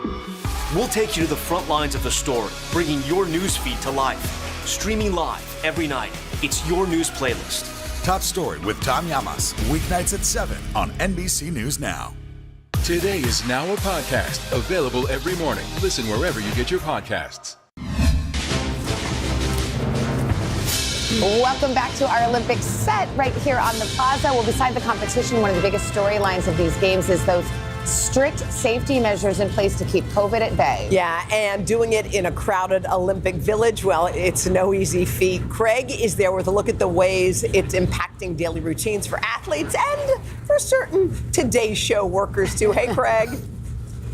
What's up? What's up? So, guys, you know, these are my fourth Olympics, and this is definitely unlike anything I've ever experienced before. Just getting to Beijing felt like an Olympic sport. Before boarding the plane, we needed to have multiple negative COVID tests at specific times. Then there's a ton of paperwork that needed to get done. Had to get the green light to come into this bubble. And this is what appears to be awaiting us. Before I even stepped off the plane in China, it was clear this would be an Olympic experience unlike any other. Everyone who touches down in Beijing for the Winter Games is greeted by a hazmat suit-wearing welcoming committee like this one. They help you navigate various checkpoints and not one, but 2 COVID tests. All right, I've got the nose swab, the mouth/throat swab. It's been quite the adventure so far. They went pretty deep on the nose, I will tell you that. Pretty deep. They're the first moments of life inside the lockdown Olympic bubble, a world sealed off from the rest of China, in response to the COVID pandemic. And here's the thing, like the testing doesn't just stop at the airport. Here at the hotel, they're testing us every day. And if we miss a day, if we forget, you can't leave the hotel. The daily in-depth throat swab is something that unites everyone in the bubble. Athletes like skier Michaela Schifrin and hockey player Hillary Knight sharing their COVID tests on social media. Fences like these, security, locks, everywhere here in Beijing.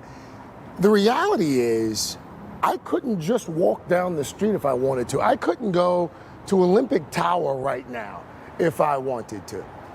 In fact, the only way we'll see most of the city is during the bus ride to the Olympic Park. As you can see, more fencing, more police there as well. Here's the thing, we are actually in Olympic Park in the middle of Beijing, and we can't go anywhere. You can see folks just on the other side of the fence line going about their daily lives. The people of Beijing, so close yet so far away. But the athletes who have trained their whole lives to get here are still making the most of it, taking bike rides around the athletes' village, enjoying high-tech beds. Last night I slept in zero gravity mode, and it was amazing. With pillows that transform into blankets. Comfort coupled with COVID safety measures. Safety first. Here comes the robot lunch. Distanced dining taken to another level by a robot restaurant at the main media center. Robot can cook. So if that didn't blow your mind enough, there's more. A robot restaurant, not complete without a robot bartender. Yes? That's right, Savannah Guthrie. You heard me. Yeah, a human now we're talking. Does take your order. Human takes the order, but then it's up to the robot to pour and shake. Delivers you this nice icy cocktail. I've got one right here. I haven't tasted it yet. Yeah. But we're going to raise a glass to Team USA. It looks good. It's nighttime there, so go for it. How is it? It's a screwdriver. Okay. It's all right. It's a little more OJ than I like, but it's okay. Hey, tell the robot. Well, there you go. Hey, Craig, what's the bourbon situation there? Al, it's of the things that are troubling here in Beijing, that is at the top of the list. They only have one kind of bourbon. And obviously not your kind. Craig, how are you enjoying it? I don't know how you're going to make it. Yeah. All right, Craig, thank you. Thank you. Well, hello there to all of you watching Today in 30 on Today All Day. Craig Melvin here, finally made it to Beijing to cover these Winter Olympics. And my very first conversation with an athlete was with Julia Moreno. Remember the name. Julia made history because she was the first athlete to win a medal for Team USA this time around, and she made her hometown of Westport, Connecticut quite proud. Catch our conversation coming up next on Today in 30. We've got a Congress that doesn't seem very functional. What's this election year going to look like? Are we getting ahead of the science? Are we behind the science? How much did this booster confusion set us back? Can the January 6th committee come up with anything that would change Republican minds? If it's Sunday, it's Meet the Press. I believe. Every dream, journey, and triumph. And it all starts here. United States wins gold! Feel the magic every day. The excitement is in the air. At the Winter Olympics, today is where the games begin. This is a very different kind of program. We're here to start conversation about the big things happening in our world. Professor, I'm not asking you to predict the future, but what do we think that the new normal is going to be? Is part of this that everyone's rethinking their jobs during this pandemic and their relationship to their employers? What is your biggest tip for any parent who's concerned about this? It's not my job to tell you what to think. My job is to think about what you tell me. Now Tonight with Joshua Johnson, streaming weeknights at 8 on NBC News Now. We're here to start conversations about the big things happening in our world, because it's not my job to tell you what to think. My job is to think about what you tell me. Now Tonight with Joshua Johnson, streaming weeknights at 8 on NBC News Now. These days, the news never stops. The morning's headlines change by afternoon, and by the end of the day, it's all totally different. So let's get into it. what's happening right now, what it all means for you for an hour every day. I get it. I know that it can be hard to keep up. So let's get started together and go from there. Hey, I'm Hallie Jackson, and we have a ton going on tonight. Here's the deal. Hallie Jackson Now, weekdays at 5 on NBC News Now. The Meet the Press Chuck Toddcast, free wherever you get your podcasts. Today is now a podcast, available every morning. Listen wherever you get your podcasts. Top Story with Tom Llamas, weeknights at 7 on NBC News Now. We have the athlete who nabbed Team USA's very first medal of these games. 24-year-old snowboarder Julia Moreno soared during the women's slopestyle snowboarding event. She took home the silver medal. There she is, catching air, making us all look lazy. And Julia joins me now from up the mountain here. Julia, stunner performance on Sunday. Has it settled in yet that you are a medal-winning U.S. Olympian? Thank you so much. Honestly, no, it hasn't yet. I don't think, it takes a while for these things. There's so much going on here that keeps me, on my toes and hasn't really allowed me to just kind of take a moment to sink in. But I mean, it was, man, I can't even explain how unreal this experience has all been. Like looking at these runs and watching the replay just puts me right back into the moment that it all happened, and such a cool feeling. I mean, this is your second time competing at the Olympic Games. You've come a long way since Pyeongchang in 2018. What did you focus on this time around? What did you do differently in terms of training between South Korea and here in Beijing?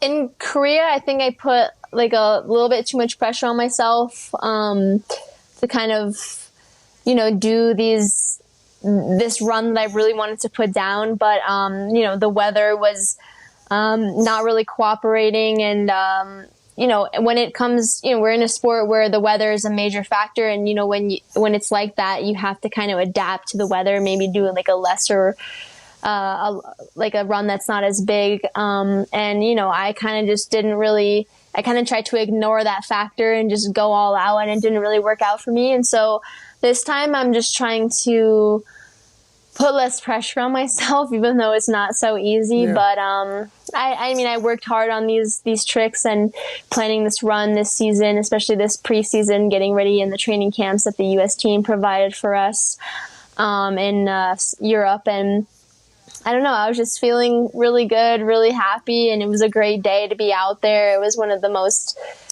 perfect days to have a competition. Yeah. And I don't know, it was just all around really good factors. It was a perfect day. It was a perfect day. Hey, Julia, I want to ask you about something, and we're going to bring that picture back up, because your snowboard is getting a lot of attention. I did not know Prada made snowboards. But apparently they made one for Julia. That's a beautiful board, Julia.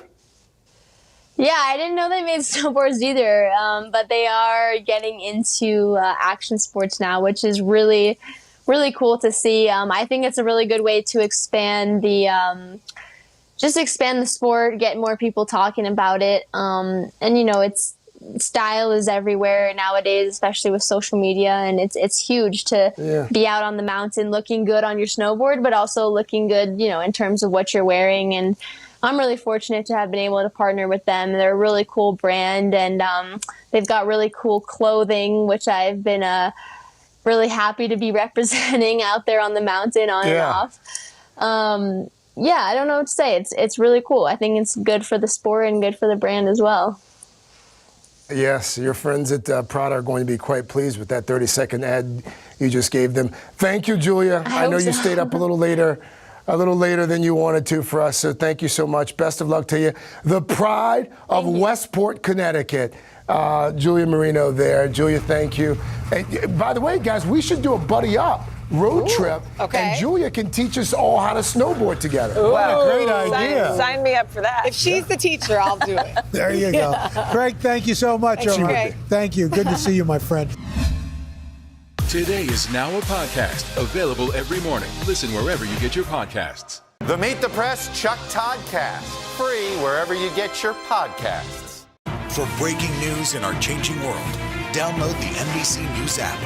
Listen to The Thing About Helen and Olga, new from Dateline, wherever you get your podcasts. Our week-long journey across America, from Washington, D.C., outside of our nation's capital, you rarely see. It's your last one.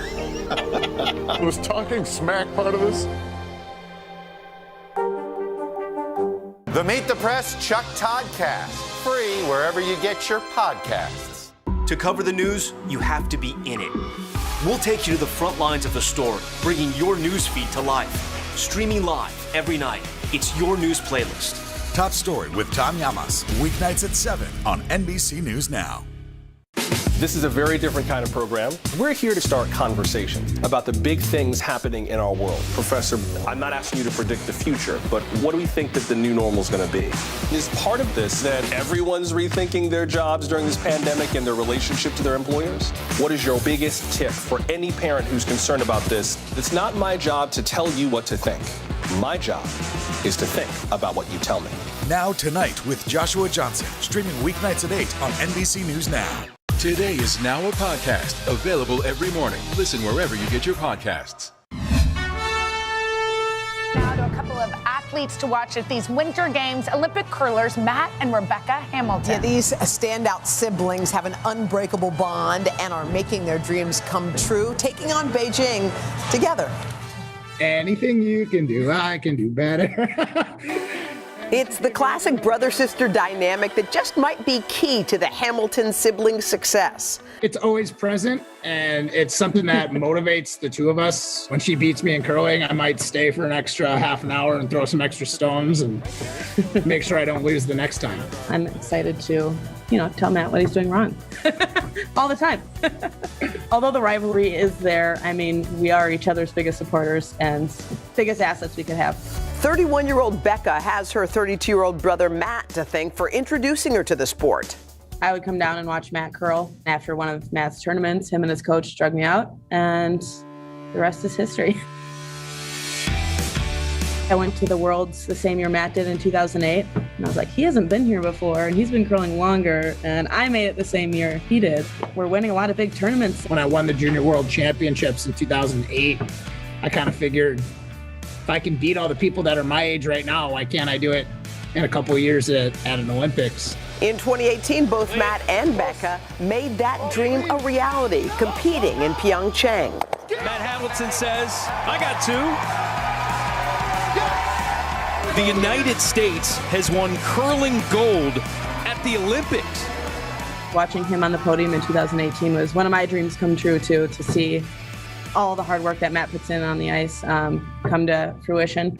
The two now will take on Beijing together as Becca competes for the women's team and Matt for the men's. For the Olympic trials, but Becca's team was so good and they were red hot. Someone was like, hey, how does it feel to mission accomplished, you're going to the Olympics? And Becca's like, well, it's not totally mission accomplished yet. Matt still has to win this afternoon. I'm like, I got to make sure Big Brother gets there as well. And I remember after I won, she was like the first person I ran over to.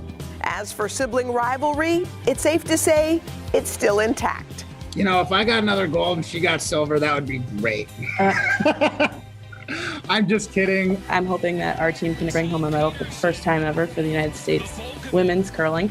Matt wins. I'm going to be standing there as big a supporter as it was last time. I'm actually a little bit worried that we're going to have to be struggling to keep up with how good her team is going to be this year. So both of us doing great would be ideal, but even if she's the only one that ends up on the podium, it'll still feel like a win for me. Oh, let's go, Matt. Let's go, Becca. Let's watch them compete for Team USA in the men and women's curling. That's Wednesday on Peacock. And by the way, don't miss a full Olympic lineup tonight on primetime, including the U.S. women's hockey team taking on Canada. You know what? Do you know where I get my Olympic news? Hoda Kotb's Instagram. Right, if you want to know who's playing, just go to Hoda's Instagram and she'll tell you everything. I'll let you know. Be sure to come again tomorrow. We're going to have s'mores here and also the very latest Olympic news and highlights. Until then, guys, have a great Monday. We'll see you tomorrow. Bye-bye. Bye. Okay.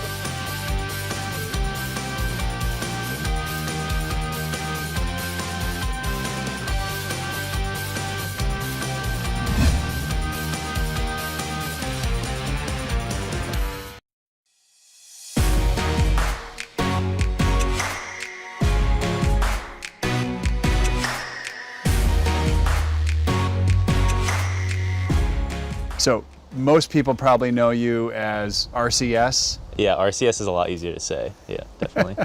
Is that also like is that a cool nickname to have? Yeah, I got the nickname. I was like my second or third year on the U.S. ski team. One of my coaches, obviously Ryan Cochran-Siegel, is a mouthful, so he came up with RCS and then tied in like remote control skier from it. So that was kind of his play with it, and then that ended up sticking, I guess. So do people literally just say to you like, "Hey, RCS"? Yeah, like I'll be walking down the street and if someone recognizes me, they'll say RCS, and I'm still like, when I'm home in Vermont, I'm more of Ryan, and then like when I'm on the road, RCS. So it's funny when it blends together. It's a pretty good nickname, though, right? Yeah, I like it. It's so easy, kind of. You know, sometimes they'll sign RCS too. Yeah. So you've got one Olympics under your belt. Does that make 2022 easier, harder? What does it do? I think looking at 2018 and now, definitely in a different place in my career. So I think having the pressure taken off in the sense that I've already gone to the Olympics, I understand the event, like what's at stake. That's the relief. I think now knowing I'm in a better place to kind of ski how I want to ski and do how I want to do, there's more pressure in that sense, but I'm definitely just trying to take it one day at a time, take my time, and enjoy the process and see how everything turns out. For you, what's the goal? I think like two sides. I mean, you can quantify it with like winning a medal or winning the Olympics. I'm definitely more sided toward just focusing on my skiing, and I want to go out there and perform my best, perform to the level that I know I can, and that's my kind of inner goal, I would say. If you do that, then do you think? Yeah, if I do that, I believe that I can medal, or I even believe like my top ability is good enough to win the Olympics, but a lot has to come together for that to happen. How would you describe this last season for you? It was a roller coaster ride, I would say. It was a lot of fun and came to an abrupt stop a little quicker than I would have hoped. But I think just where I was able to achieve the skiing and where I was able to put my mind on race day, I thought was really what I need to do in order to be successful. You were on a hot streak, and then January 2021, what happened?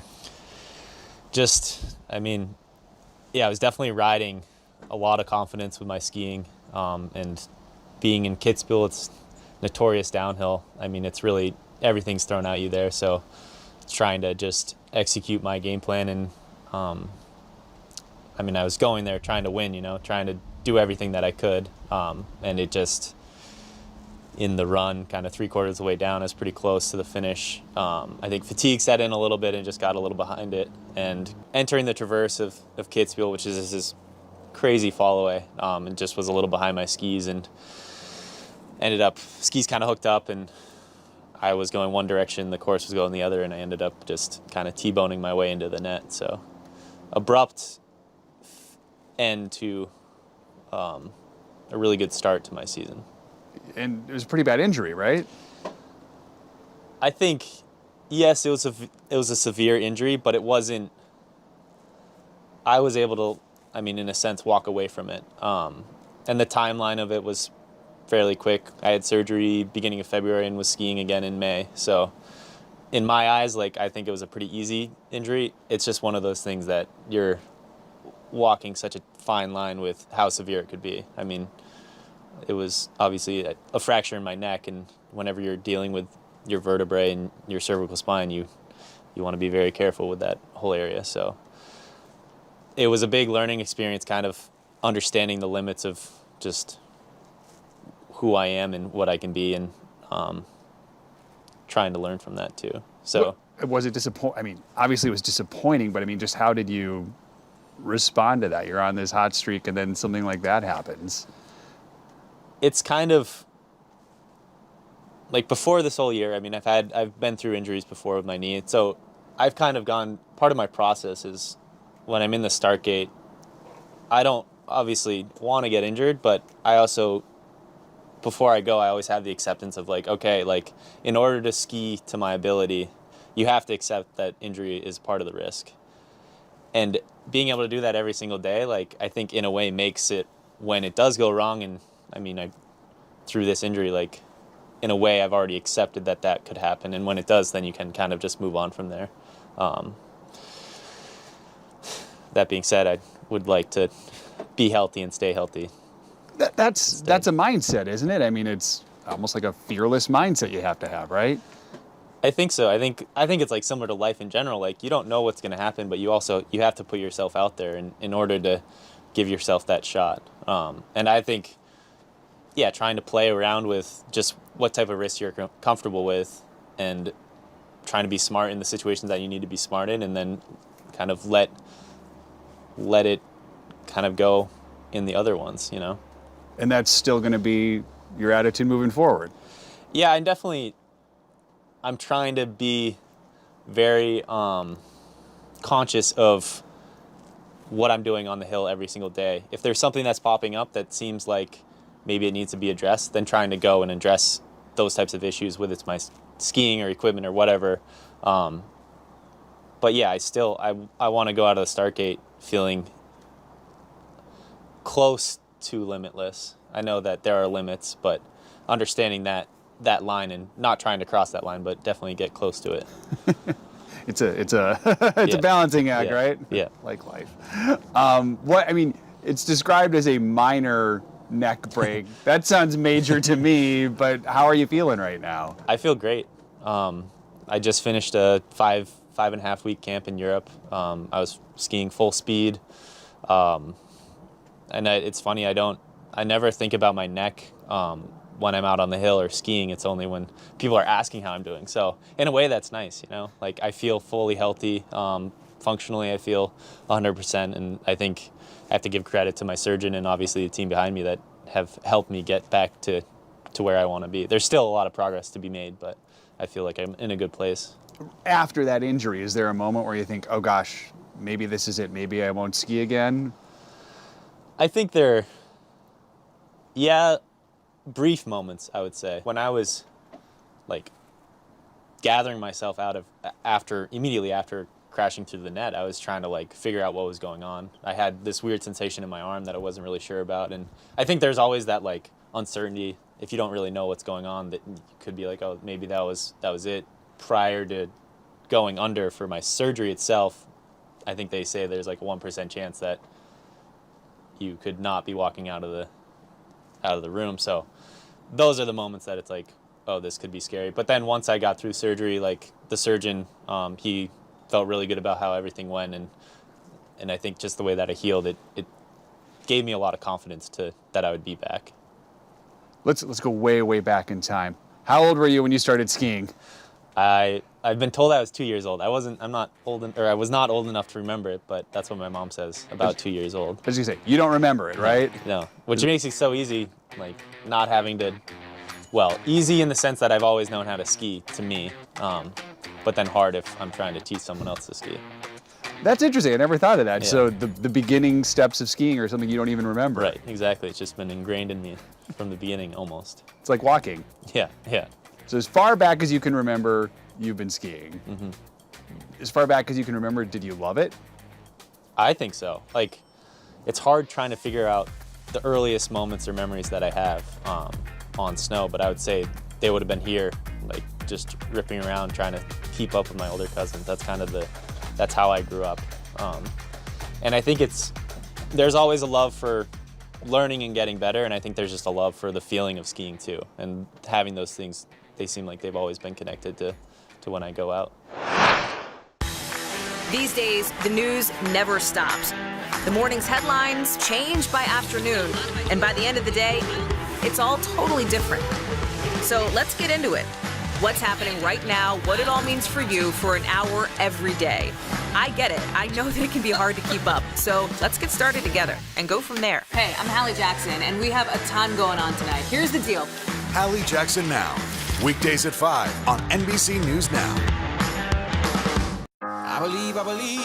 Every dream, every journey, every triumph. And it all starts here. Let the celebration begin! The excitement is in the air.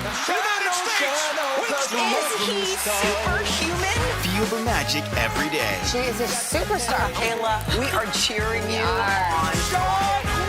And share every moment with us at the Winter Olympics. Today is where the games begin. The Sunday Sit Down with Willie Geist podcast. It's the conversations you want to have with the people you'd love to meet. Get your money's worth. Unedited, unfiltered. See ya. Sit down with Willie and listen wherever you get your podcasts. In the City of Angels, two kindly old ladies wanted to help homeless men get off the streets forever. And so they did. Listen to The Thing About Helen and Olga, the new podcast from Dateline and Keith Morrison.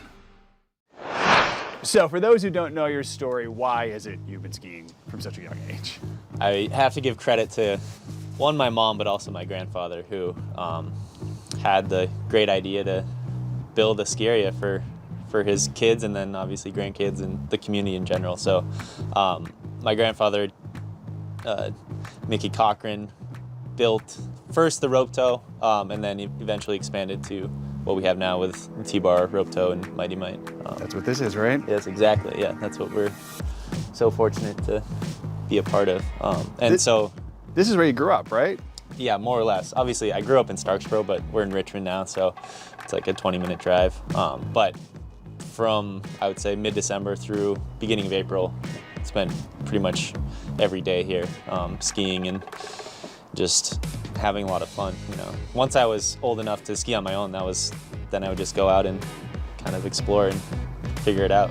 Your mom, pretty good skier, right? Yeah, she was okay, from what I've heard.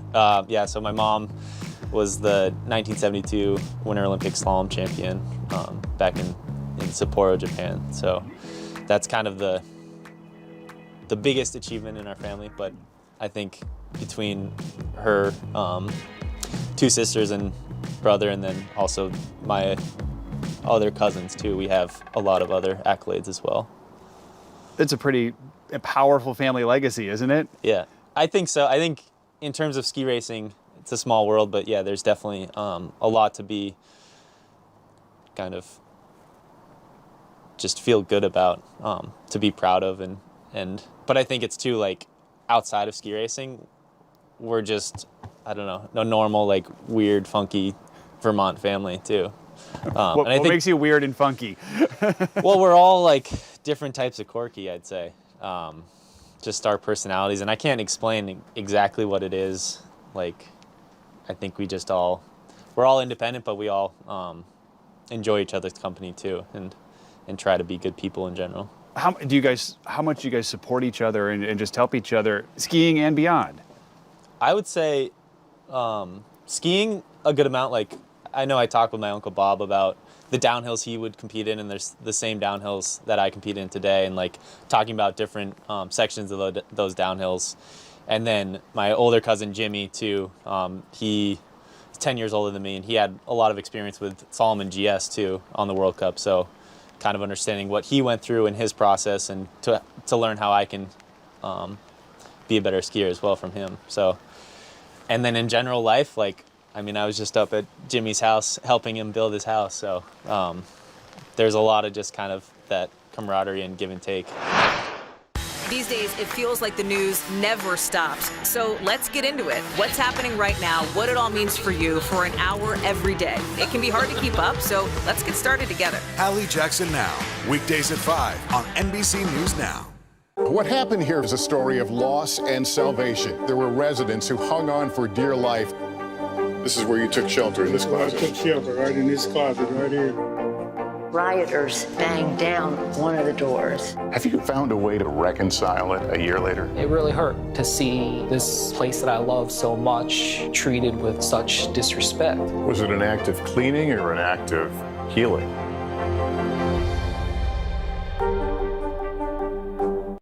We're here to start conversations about the big things happening in our world, because it's not my job to tell you what to think. My job is to think about what you tell me.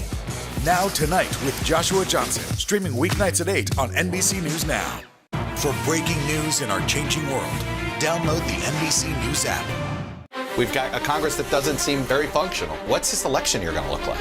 Are we getting ahead of the science? Are we behind the science? How much did this booster confusion set us back? Can the January 6th committee come up with anything that would change Republican minds? If it's Sunday, it's Meet the Press.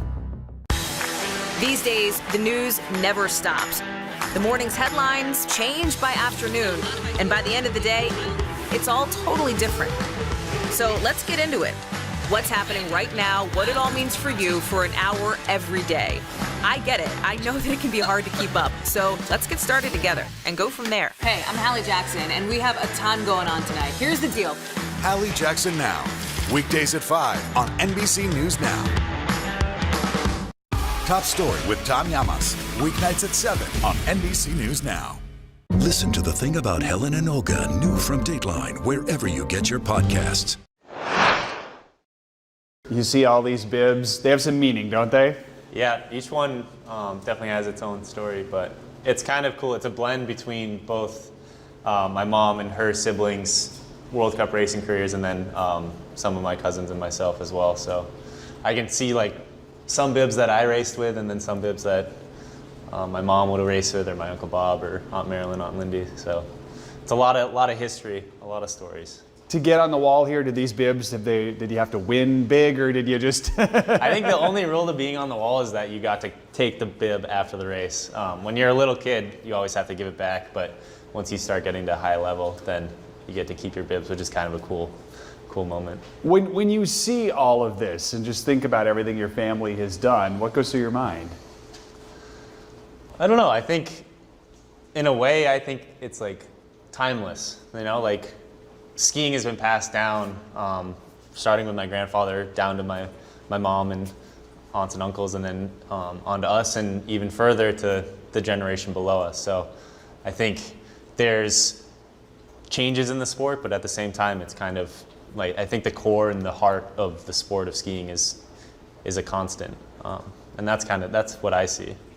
The family success, does it make you feel pressure, or is it the opposite of that? Does it sort of help you? I think I've always felt helped by it. People are familiar with the Cochran name, and I think that's it's a cool way to connect with people that remember my Uncle Bob racing Kitzbühel, or my mom winning the Olympics, and then also with our generation, us kind of bringing our own stories to that. And plus, I think just our family environment and the culture that we have is very positive. It's just about going out and doing something you love. And I think a lot of us have been fortunate that what we love is ski racing and just going and skiing. Take a look at Ryan Cochran Siegel of the United States. Comes from that great skiing family where his mother, the 1972 Olympic slalom gold medalist Barbara Ann Cochran, she taught Ryan how to ski at the family's mountain area in Richmond, Vermont, the Cochran Ski Area it's called. So big legacy here for Ryan Cochran Siegel to follow. To be a part of that legacy, what does that mean to you? I think it's special in the way it feels like contributing to something that's so much more than me, and that does unload the pressure in a way. Just not every accomplishment in our family is on one individual. You know, it's a collective, and every one of us has been able to bring something to the table. Have you thought of the fact that your mom got her gold medal 50 years before these Olympics? Is that what it is? No, I had not. I remember, so I was racing in World Juniors in 2012, and so it was 40 years from her, and that kind of registered. I did not think about the 50 years until now, so now I know. Now it's on my mind. Now what do you think when you think of that? I think it's cool. I mean, that Olympic gold medal is so much a part of who my mom is and what she was able to accomplish, and I think it'll be tricky having that connection to also make this experience my own. Obviously, like I love celebrating my mom, but I think it comes to a point where you have to be your own self too. So I don't know. There's positives and negatives, and just got to go with the flow. I mean, gold medals 50 years apart. That's a pretty good story. Yeah, isn't that'd be it? a good story for sure. Yeah, I have a hard time when it's like, obviously in the future you can't control. You don't know what's going to happen. I think the potential of that happening is incredibly special, and it's cool to dream about. But I also recognize like the work that it takes to get there still has to be done, you know, and that's what I need to focus on right now. Do you, I mean, for all the family talk and everything like that, it seems like, I mean, your mom wrote you a note in Korea, right? That what was the main message that she was giving you? It was really just about the Olympics it's not just about winning medals, it's about the experience from going to opening ceremonies to competing in your event and trying to just appreciate every moment and do your best, and that's what's so important. In the note, I remember she talked about how she was just as proud as getting 11th in the GS as she was winning the slalom, and I thought that was cool. Just, you know, medals are such a highlight, but there's other accomplishments that you can be proud of too. And the cool thing about Korea was I also got 11th in the GS, so we kind of share that as well. To hear that from your mom, that must mean a lot, right? Yeah, for sure. And she's been so supportive of my career and everything really in life for me. So I'm fortunate that I was able to grow up with her being my mom and having kind of that positive mentality. In the City of Angels, two kindly old ladies wanted to help homeless men get off the streets forever. And so they did. Listen to The Thing About Helen and Olga, the new podcast from Dateline and Keith Morrison. What are you doing for teachers who feel that they're being stretched too thin? Did you understand how prevalent hunger was in your own community?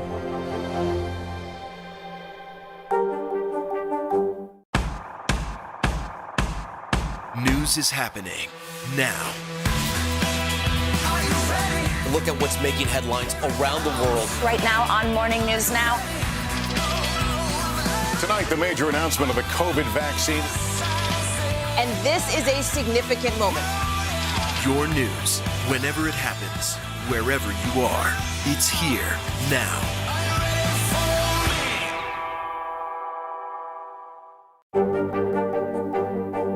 What are you doing for teachers who feel that they're being stretched too thin? Did you understand how prevalent hunger was in your own community? The Sunday Sit Down with Willie Geist podcast. It's the conversations you want to have with the people you'd love to meet. Get your money's worth. Unedited, unfiltered. See ya! Sit down with Willie and listen wherever you get your podcasts. You're also a college student, right? Yeah, part-time at best college student. Yeah. What are you studying? Working toward mechanical engineering. So easy stuff.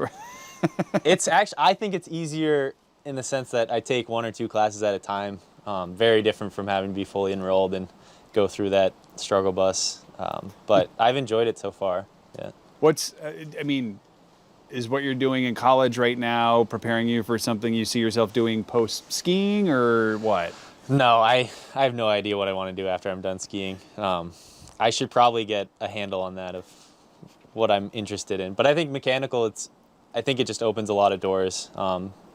And seeing, how my career goes and kind of where I'm at, I think there's a lot of opportunity with that, both in the ski world and then outside of that as well. So I like the classes that I've been taking. I definitely have that scientific kind of mathematical mind, and it's a good challenge too.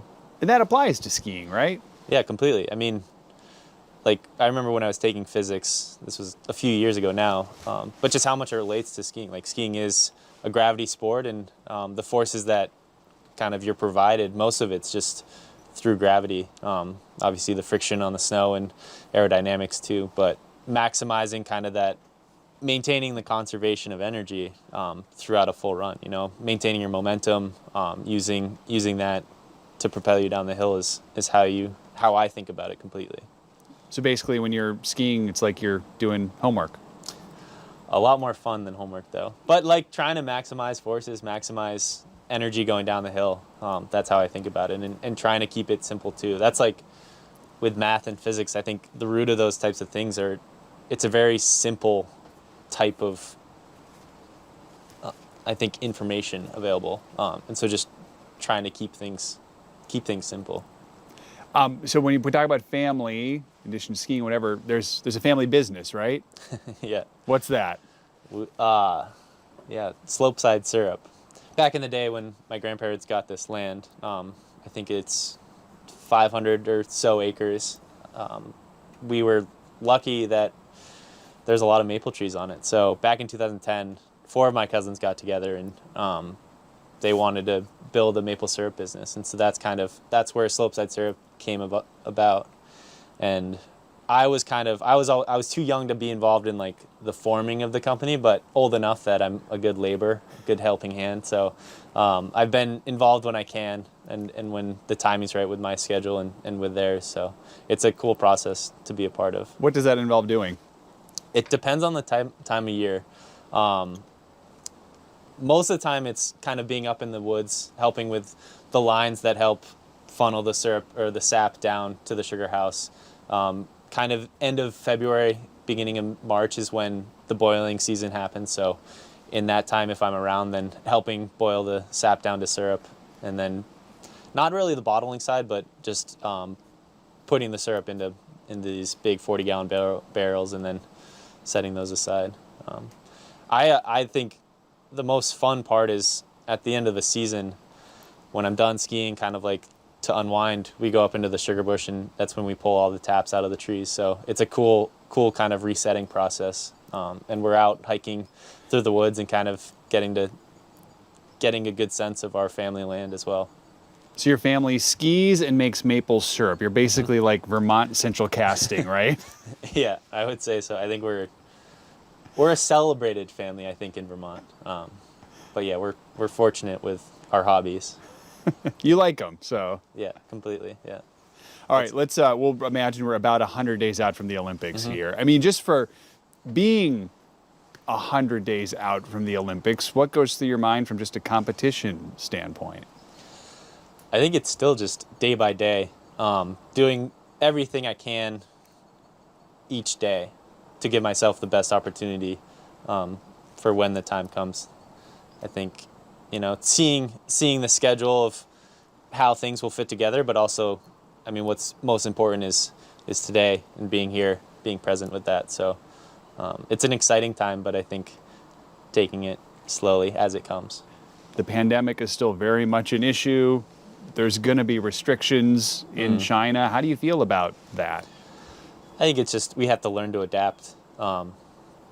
Competing all of last year and going into this year too, I think there are a lot of changes that felt very foreign at that time. And I think because we've been through them, then everything that will be thrown our way is something we know we can adapt to. So I think that's the rules that are put in place, obviously the protocols, all of that, following that to our best ability. And then if it means that we can still be pursuing our dreams and kind of being able to do what we love, then that's what's most important. And remembering that that's the point, and not getting caught up with all the difficulties. If you don't have family there because of restrictions, how do you feel about that? I feel okay. I always think if I'm kind of separated with my racing life and my family normal life, I think it's easier to focus on the skiing. Obviously, I want family and friends to be able to take part and experience that with me, but I think there's kind of added drawbacks to that too. But I one way or another, I think I look forward to that time and however it might occur. As long as you get to compete. Yeah, completely. Whatever it takes. Yeah. For your sport, help folks understand. So if there are smaller crowds, fewer people there cheering you on, does that have an impact for you? I don't think so. I think as ski racing, kind of it depends on where we are. In Europe, it's a really big sport. In North America, not so much. I think in Lake Louise, we usually compete in front of a couple hundred people. So we're used to different environments. And plus, when you're skiing and in the course, it's not like you feed off people down at the bottom. Yeah. So I don't know, but you want people to see our sport firsthand, because I think that's where it's kind of felt the strongest, Live sports, when you're there in person, you see it differently and you feel it, I think, in your heart differently too. So the more people we can have there, I think the better. But again, it's out of our control.